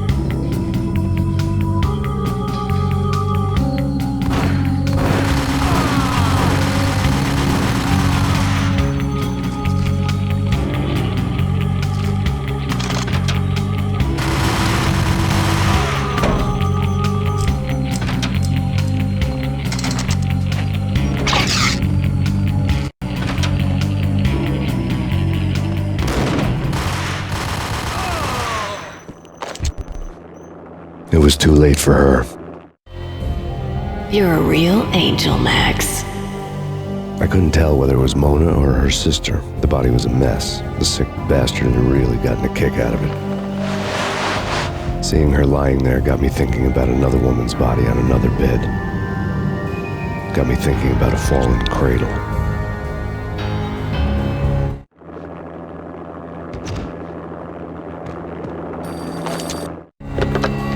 Max Payne. Talk to me. Alfred Woden. You've got company. An armed helicopter just landed on the manor grounds. You must hurry. The more the merrier.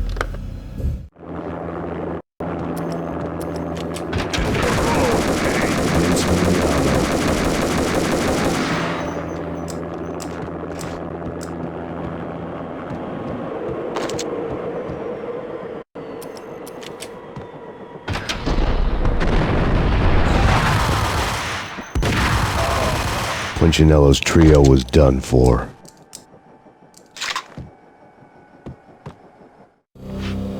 Outside my door. Hurry. He's coming for me. You gotta hurry. Please. I could hear Punchinello on the phone begging for help.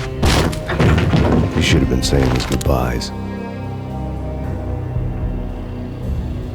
Punchinello was a pushover. The moment I stepped into the room, he folded like a deuce before a royal flush. No, wait. I was just doing what I was told. I couldn't refuse. She's someone high up. Government, maybe. I don't know. He was trying to buy more sand for his hourglass. I wasn't selling any. No, I told him not to.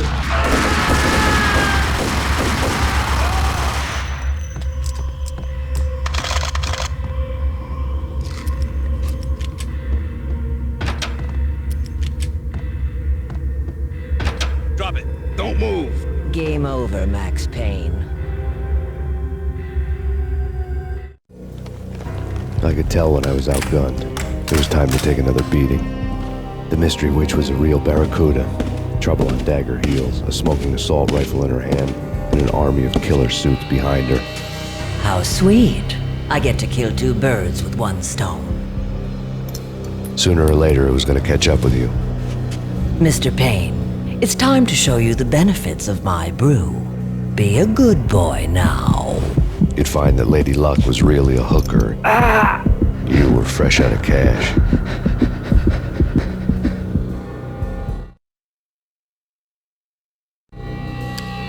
Gentlemen, we're done here. Take me to Cold Steel. She had just given me an OD of Valkyr. I could feel green fire eating my brains. They turned to steam. They did a fade on me. I'd never had a chance. The witch had got me just as sure as if she put a gun to my head and pulled the trigger. The shadows rushed me, bruised mugshot faces hungry for revenge. They knew my weak spots and closed in for the kill. The floor turned into a vortex of green blood. I fell. The flesh of fallen angels.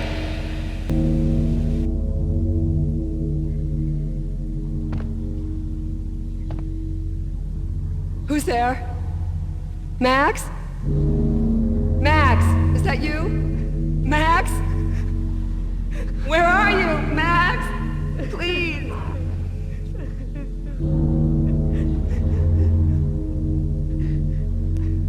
No, please, Max, no. I'm sorry. Please don't, Max, no. Max? Where are you, Max?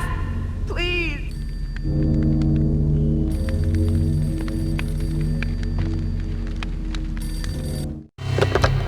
Bartender is shiny stuff and dreams are made of stooped necromancers. He sings like a banana wrist, having strayed too close to the constellations on their shaved skulls. There was a bad line in a prank call. Someone spouting insane babble. I couldn't make sense of it.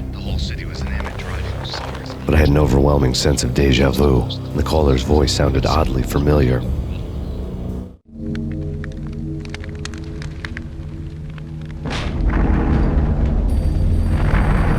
The weird piece of paper looked dangerous.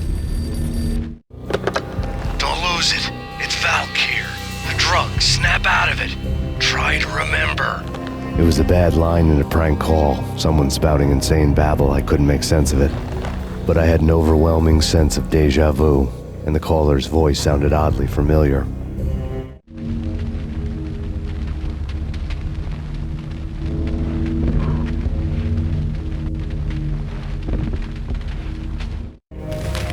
There was something disturbingly familiar about the letter before me. The handwriting was all pretty curves. You're in a computer game, Max. The truth was a burning green crack through my brain, weapon statistics hanging in the air, glimpsed out of the corner of my eye, endless repetition of the act of shooting, time slowing down to show off my moves, the paranoid feel of someone controlling my every step. I was in a computer game. Funny as hell, it was the most horrible thing I could think of.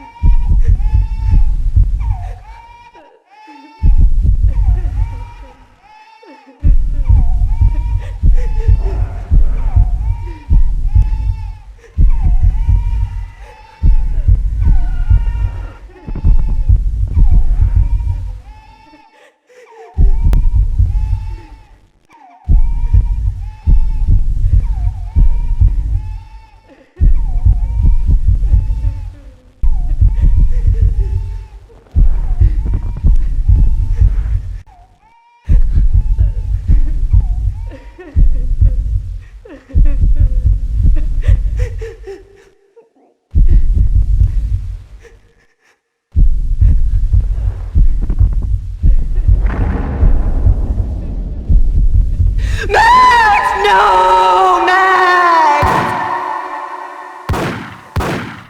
Murderer! You killed her!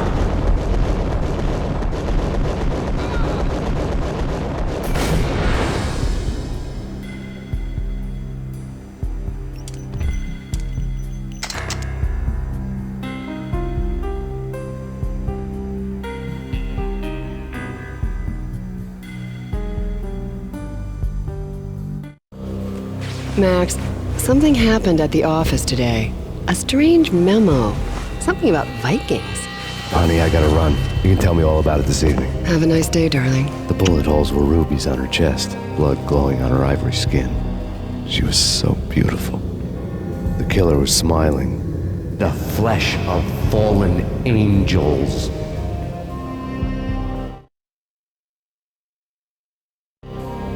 Slowly, the green nightmare faded, leaving dark stains on my soul that would never come off. I felt like flatlining. I was all shook up. I woke up in a cold sweat, sick and tired to the bone, lying in a puddle of my own puke. The hag had said take me to Cold Steel before it had all gone crazy. It was a clue, the only one I had.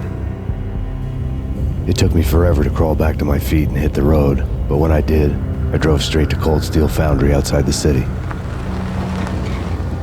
There was a whole lot of action around the place for a freezing winter night. Trucks coming and going, men running. I had the drop on the mystery witch. She thought I was dead. I was on her blind side. I was going in. The bad trip had put me in a crazy mood, adrenaline pumping through my aching veins. Staggering on the mill roof in ice and snow and wild wind, I was a ninja. My kung fu was strong. I wasn't kidding anybody. At best, I was Superman and kryptonite about to fall through a skylight, down to where it was all going down. A half-abandoned industrial area in the middle of nowhere. The factory was a perfect front for any number of illegal activities.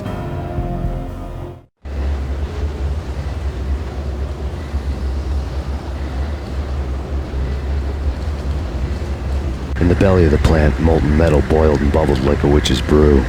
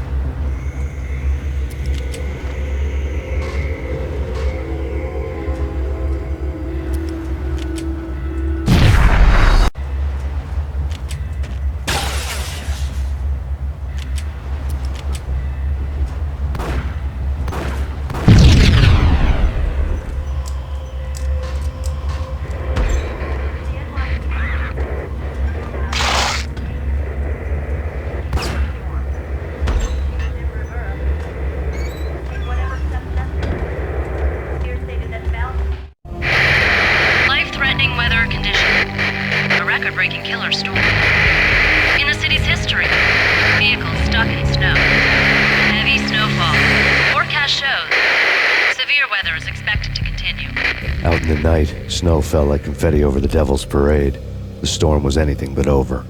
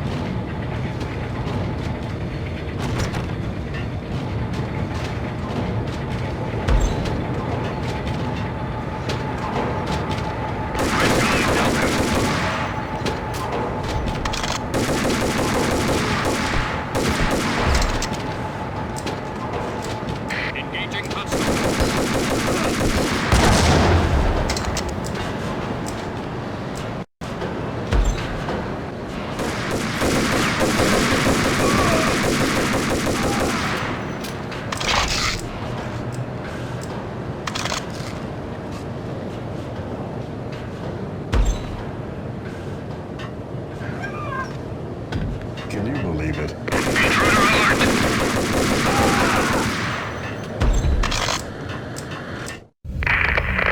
Perimeter breached. The facility has been compromised. Repeat, the Deep Six has been compromised. Initiate Operation Deadeye. The walkie-talkie military lingo could mean only one thing. They were getting ready to destroy the evidence and vanish into the night. I was so close. The hidden truths were just around the corner.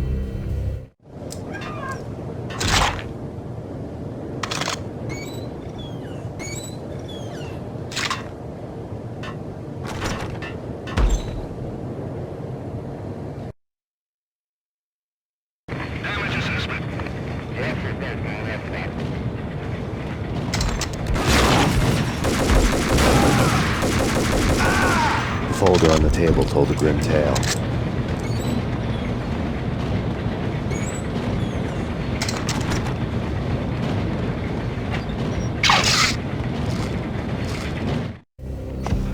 The mercenaries were running a tight operation, paperwork and all. Merchandise missing again. A chemist had tried to smuggle it out for his own private party. Locked him up in cell B7 in D6's old test facility to wait for proper processing. I was close enough to hear the secrets, just beyond the next doorway.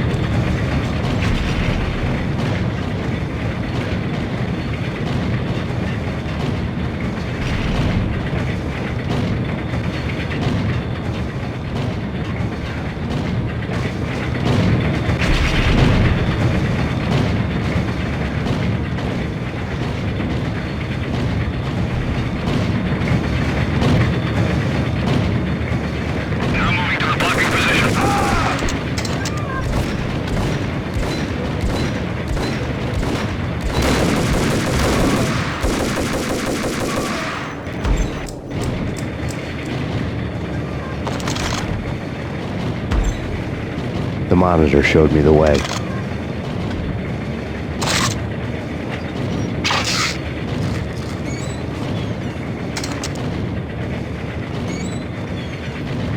Processing diagrams fill the control room screens, all but one. An elevator titled D6 on one of the screens, somewhere onwards, past rows of ovens, in the core of the plant.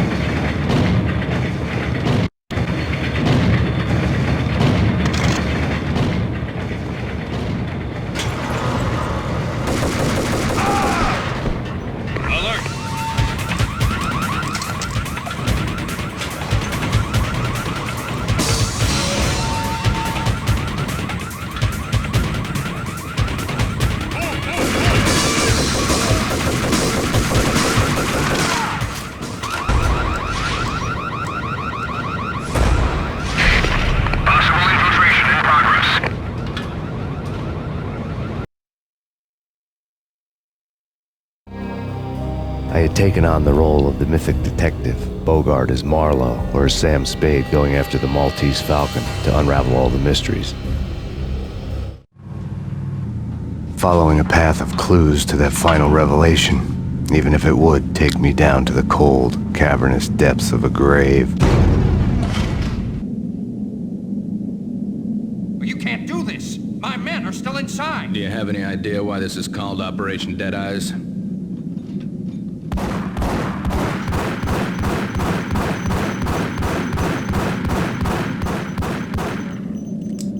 I think he's dead already. Let's do it.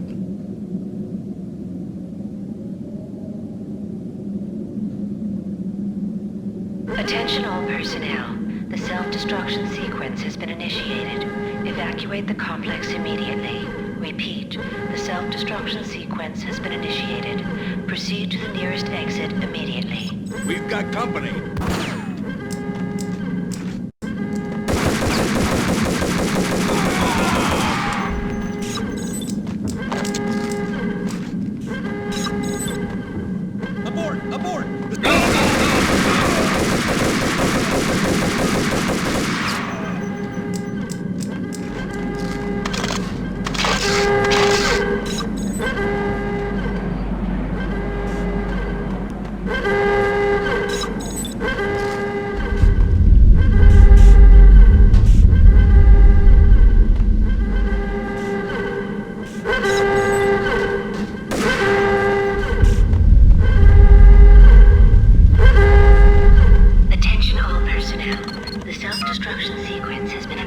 Like everything else in the Valkyrie case, the door code was a mystery to me.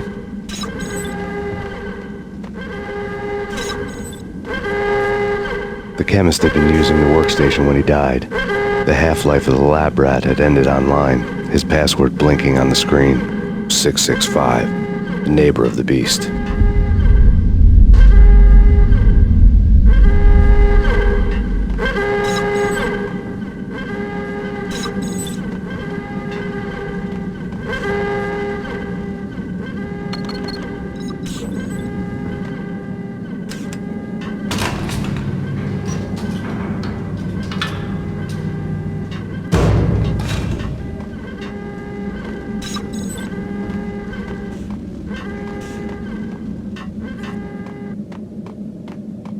In here! Hey! Get me!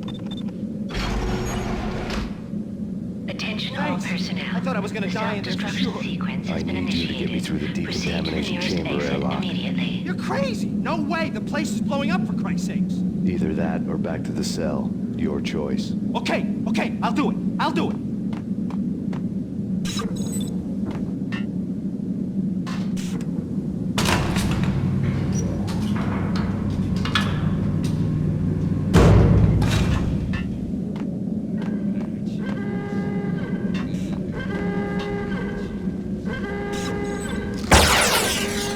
We're dead! We're dead!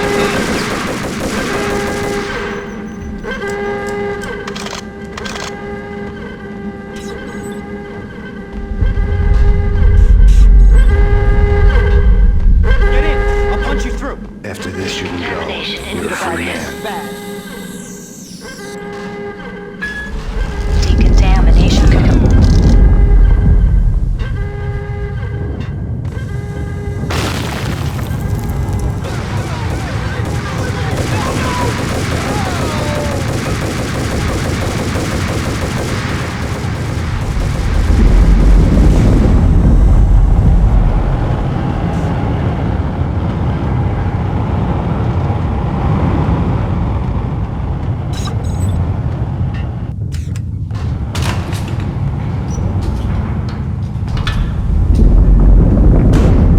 I was caught in the middle of the deadly web that was the Valkyrie case.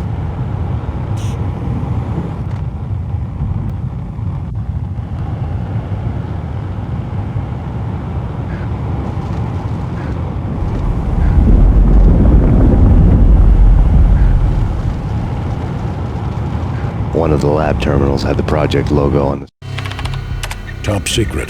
Project Valhalla. U.S. Army. Yggdrasil Network. Valhalla, the otherworldly place in Norse mythology where the bravest heroes spent their afterlife feasting and fighting forever, their wounds miraculously healed night after night. Valkyr, the maidens who chose the most courageous Viking warriors and carried them to Valhalla. 1991. The research objective is to create a chemical substance to enhance the stamina and morale of infantry troops. 1995. Results unsatisfactory. Project cancelled. Someone had decided to continue the sick experiment unauthorized. Project compromised. Data leak. Fix the damage by any means necessary. Security clearance red. Authorized by the project lead. Field test. Double the dosage for all the remaining test subjects. Observe and record the subject's behavior in an urban setting. The drop-off point was my old address in New Jersey. The file dated 3 years ago. Just when you thought you had reached the deepest depths of horror, it suddenly got worse. How to turn off that small voice inside your head that started to whisper that you should be glad that now, if not before, your revenge was justifiable on any conceivable moral scale. That small voice proved, beyond any doubt, that I was damned. Screen. The dagger-heeled woman had come and gone a long time ago. There was nothing more for me here. The bunker's name was acting as a self-fulfilling prophecy.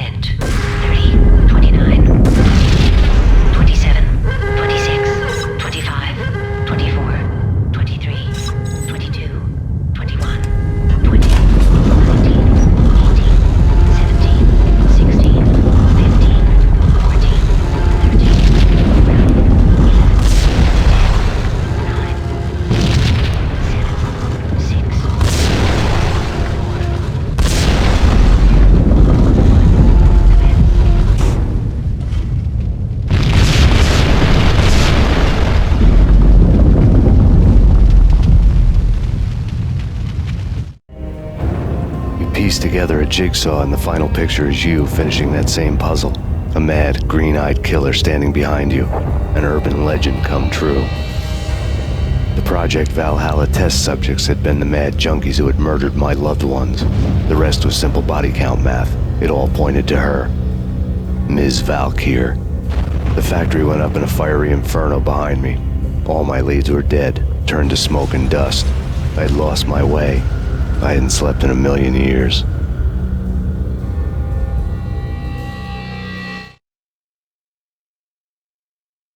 I felt thin as death.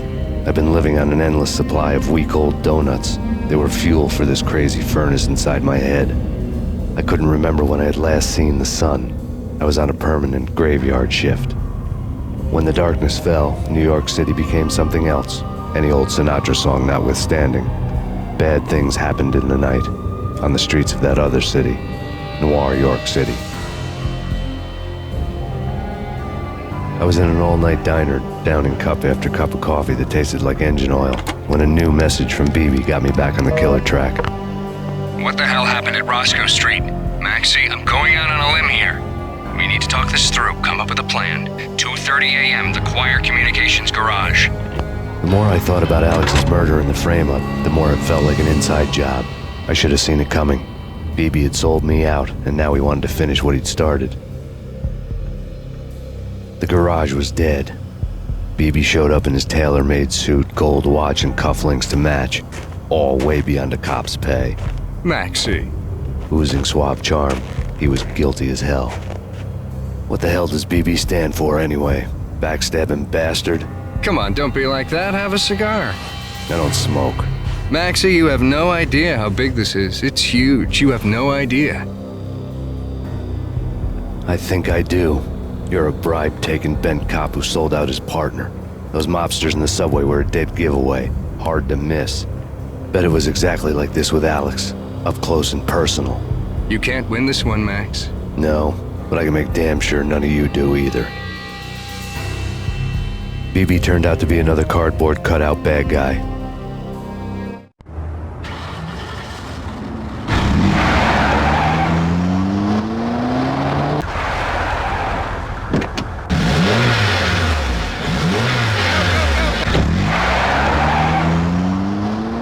A bad cop on the take.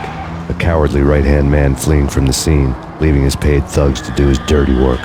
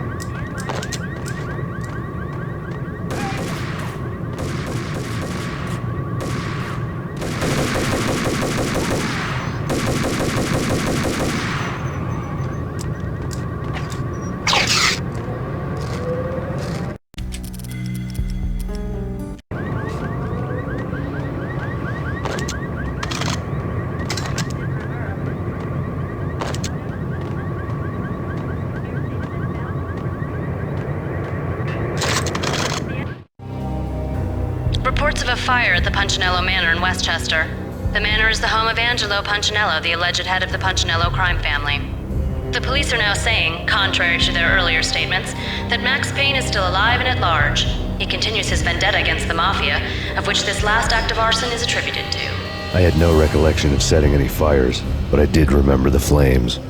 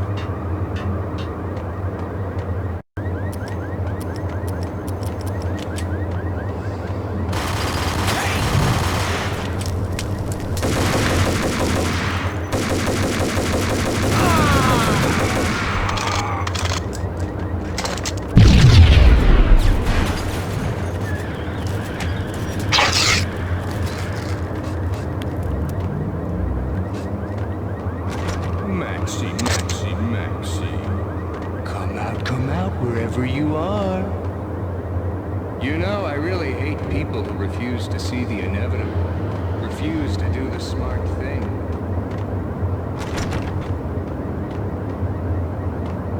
No, I must do the right thing.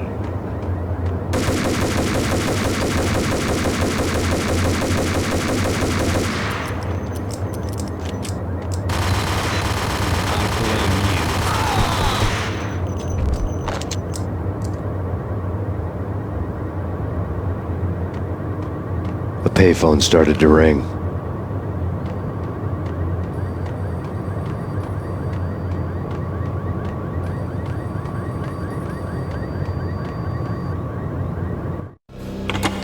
Yeah. Max Payne? Whatever does it for you. This is Alfred Woden. I can give you the name of your enemy. Come to the Asgard building presently. We are expecting you.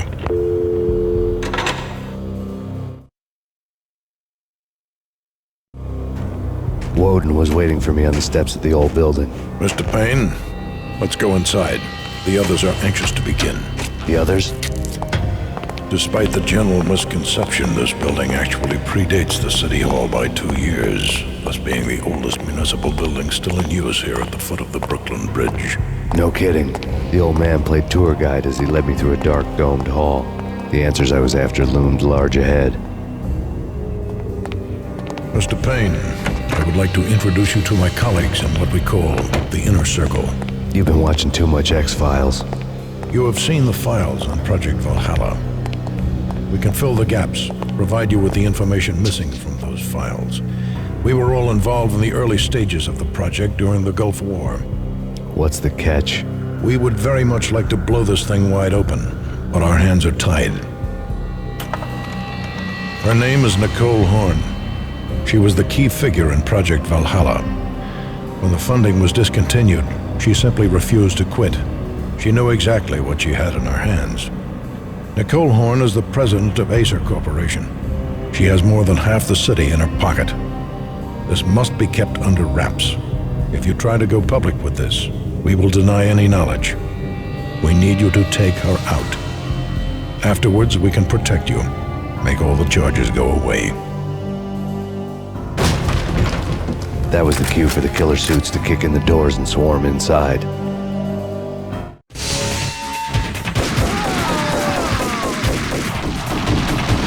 It was an impressive floor show, but I decided to leave early anyway.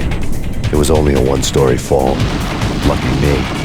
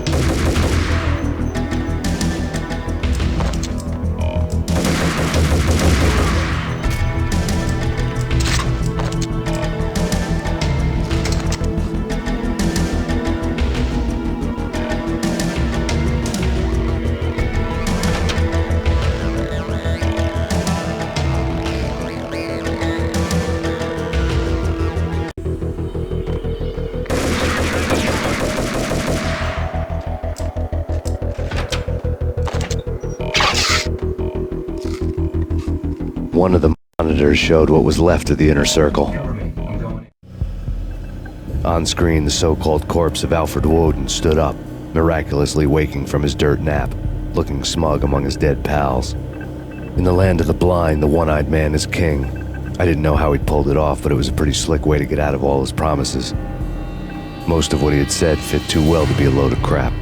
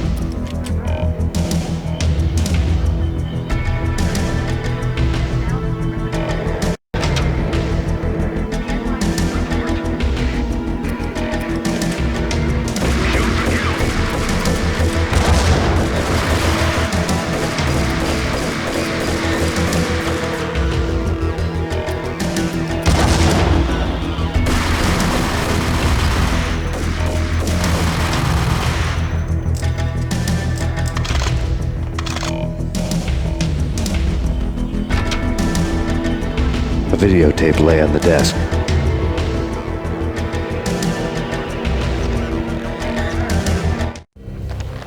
Nicole Horn had blackmailed the Inner Circle into silence. The tape came with a curt extortion note on a piece of expensive paper. I remembered Candy Dawn taping her clients in action on the side, selling the tapes to the highest bidder.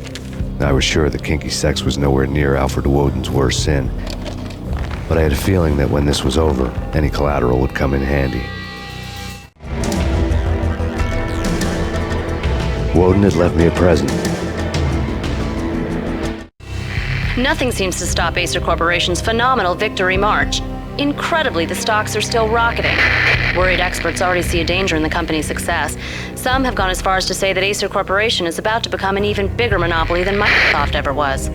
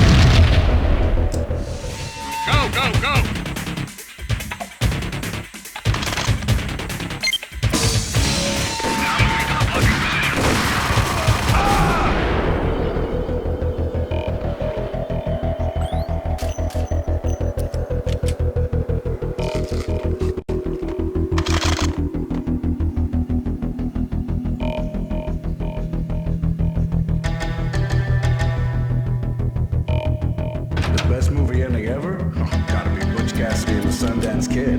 I hear. Yeah! What the?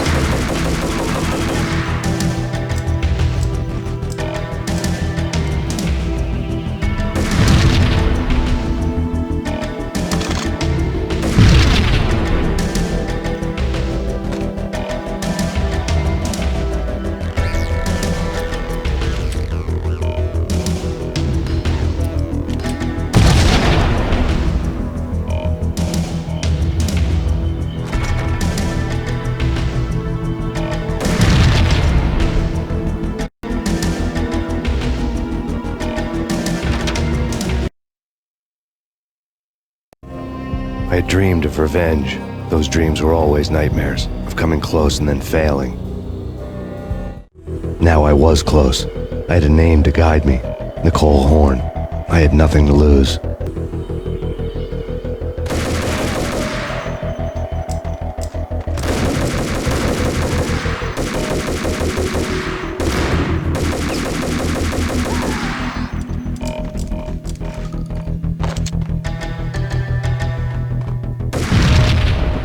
The Inner Circle had quite a track record.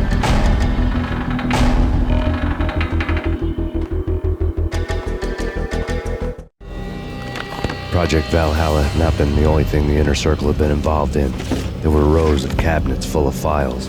The Serpentine Secret Society went back a long way, always pulling strings from the shadows. I couldn't say I was sorry. Woden's move in some Byzantine power game had cut the Circle's membership roster to 1. The old man wanted me on cleanup duty. It was my mess, too.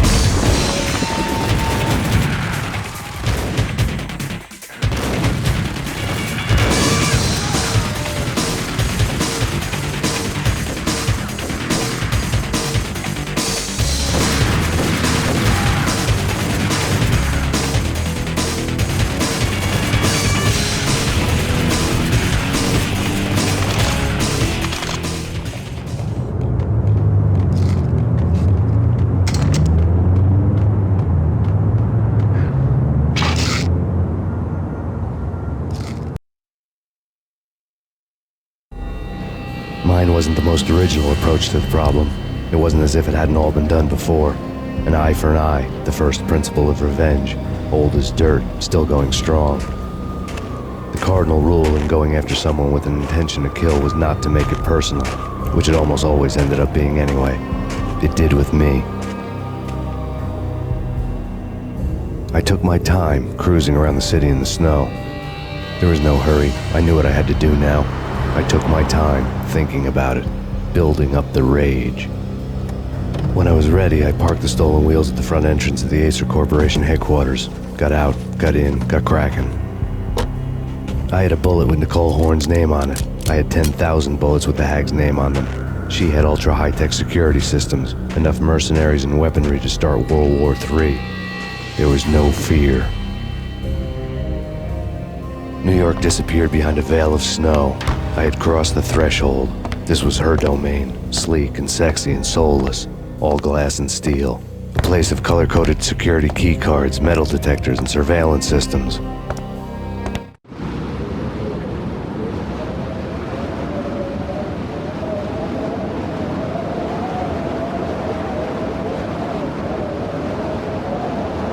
Colder than a walk-in fridge. Cold as a gun.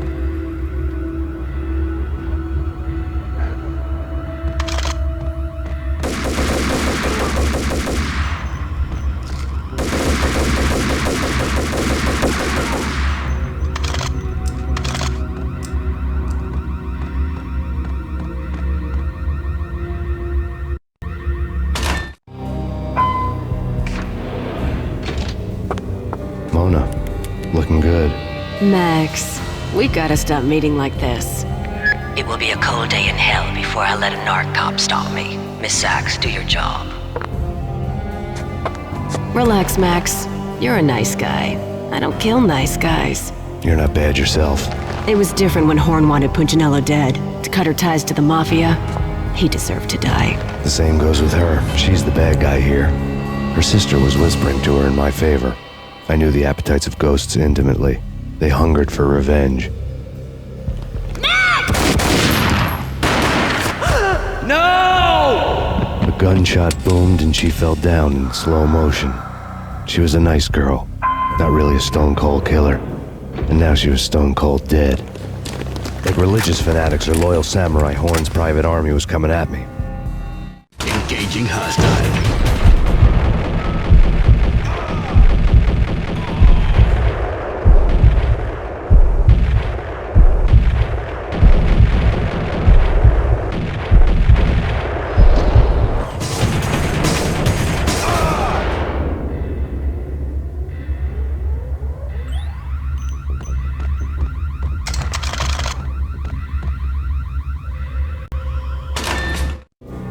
When the elevator came back down, Mona was gone.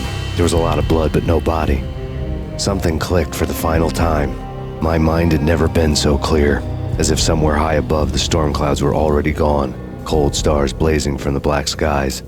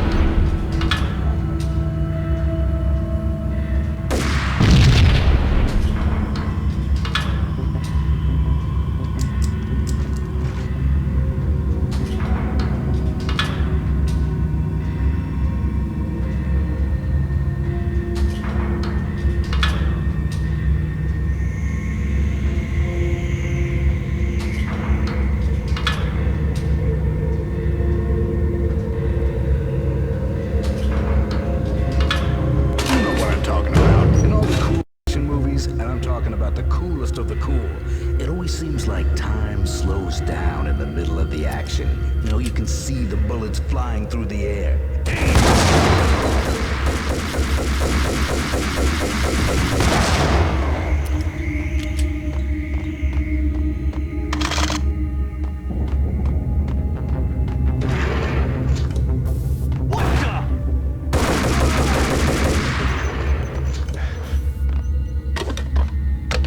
I had elevator access to the mainframe. From there, I'd be able to override the security locks and get to her office.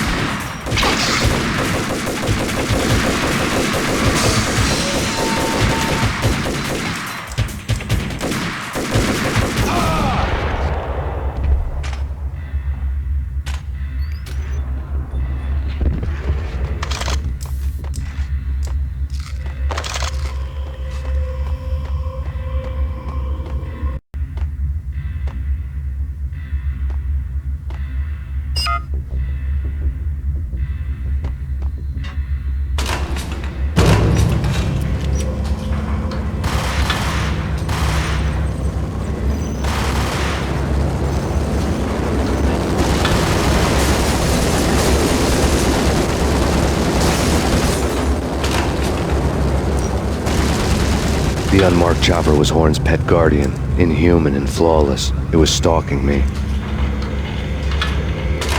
Stereotype. I'm not a cold-blooded killer. I'm a... What the? Kill the bastard! Kill the bastard!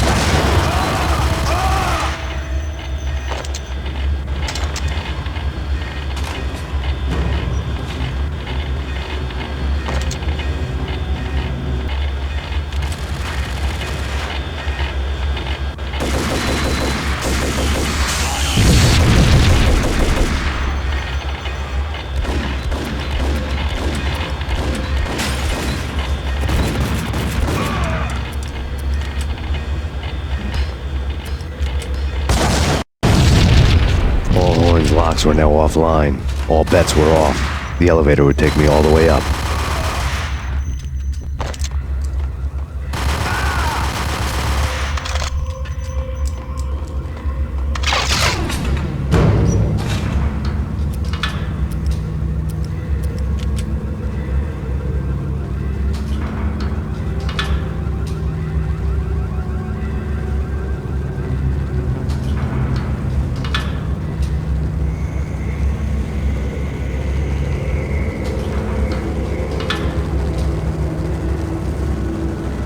Seen from this height, the night seemed to stretch on to eternity. A hint of desperation had crept into the snowstorm, as if it was trying to get it all out before the end.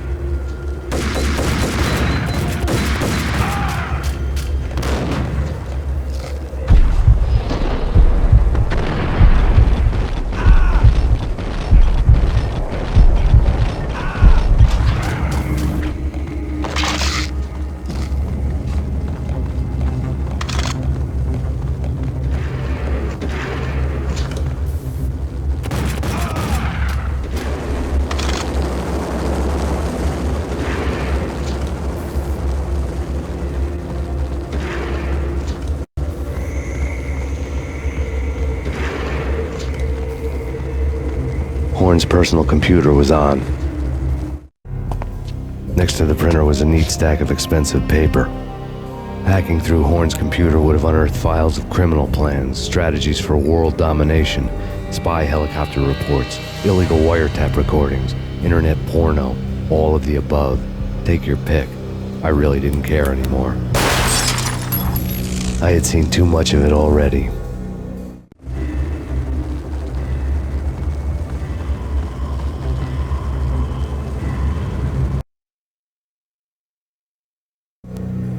Valkyr had been meant to be a white-winged maiden that would lift you to a warrior's heaven, but it turned out to be a one-way demon ride to hell.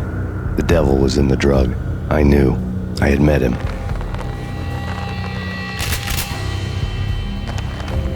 And now I was gonna kill her, the queen of the underworld who had tried to lift herself a bit closer to heaven with her drug money.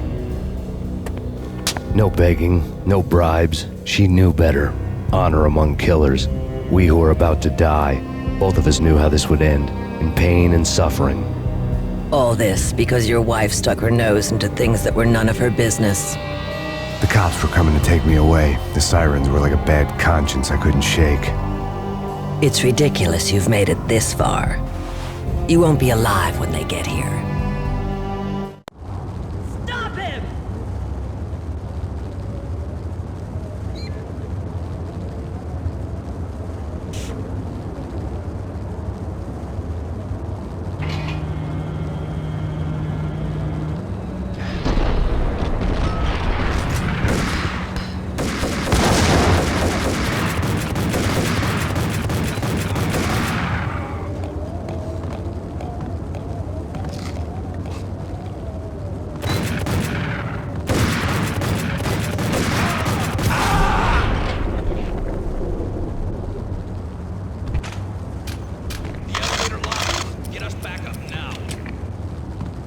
Max Payne, this is futile. A waste of time. The deaths of your wife and daughter were necessary. Inevitable. It is done. You cannot bring them back. Nothing you do will make it any better.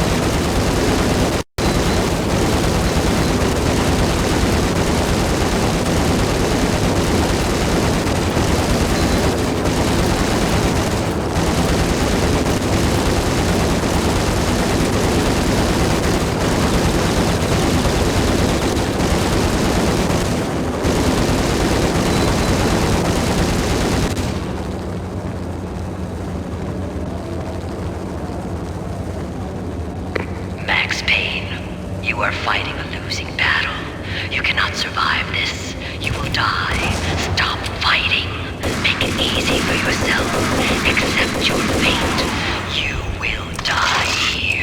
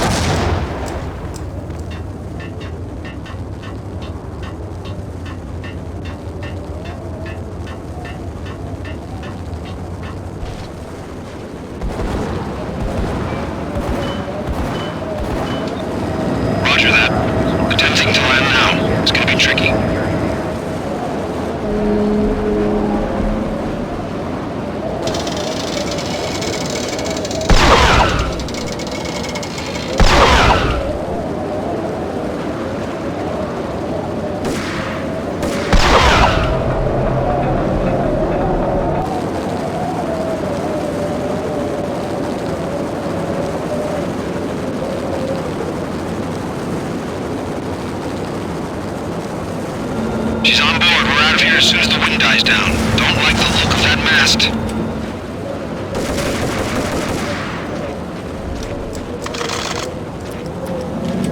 Lift off in 1 minute.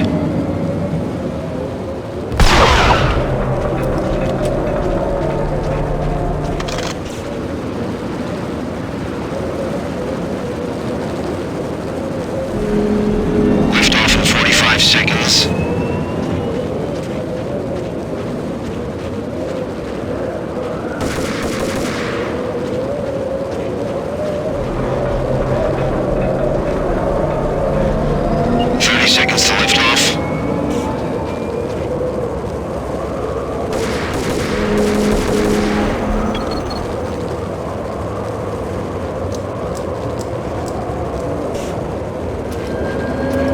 Seconds to lift off. Okay, ready to lift off in 5, 4, 3,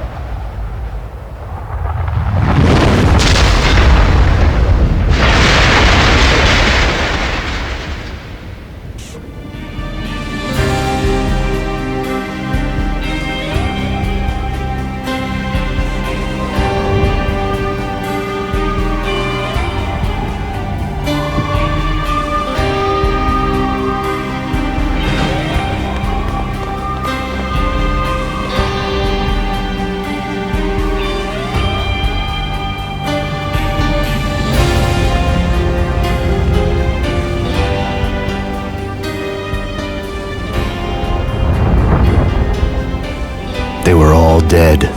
The final gunshot was an exclamation mark to everything that had led to this point. I released my finger from the trigger. And then it was all over. The storm seemed to lose its frenzy. The ragged clouds gave way to the stars above. Max Payne, this is Deputy Chief Jim Bravura from the NYPD. We've got the building surrounded. Throw down your weapons and lie down with your hands behind your head. A bit closer to heaven.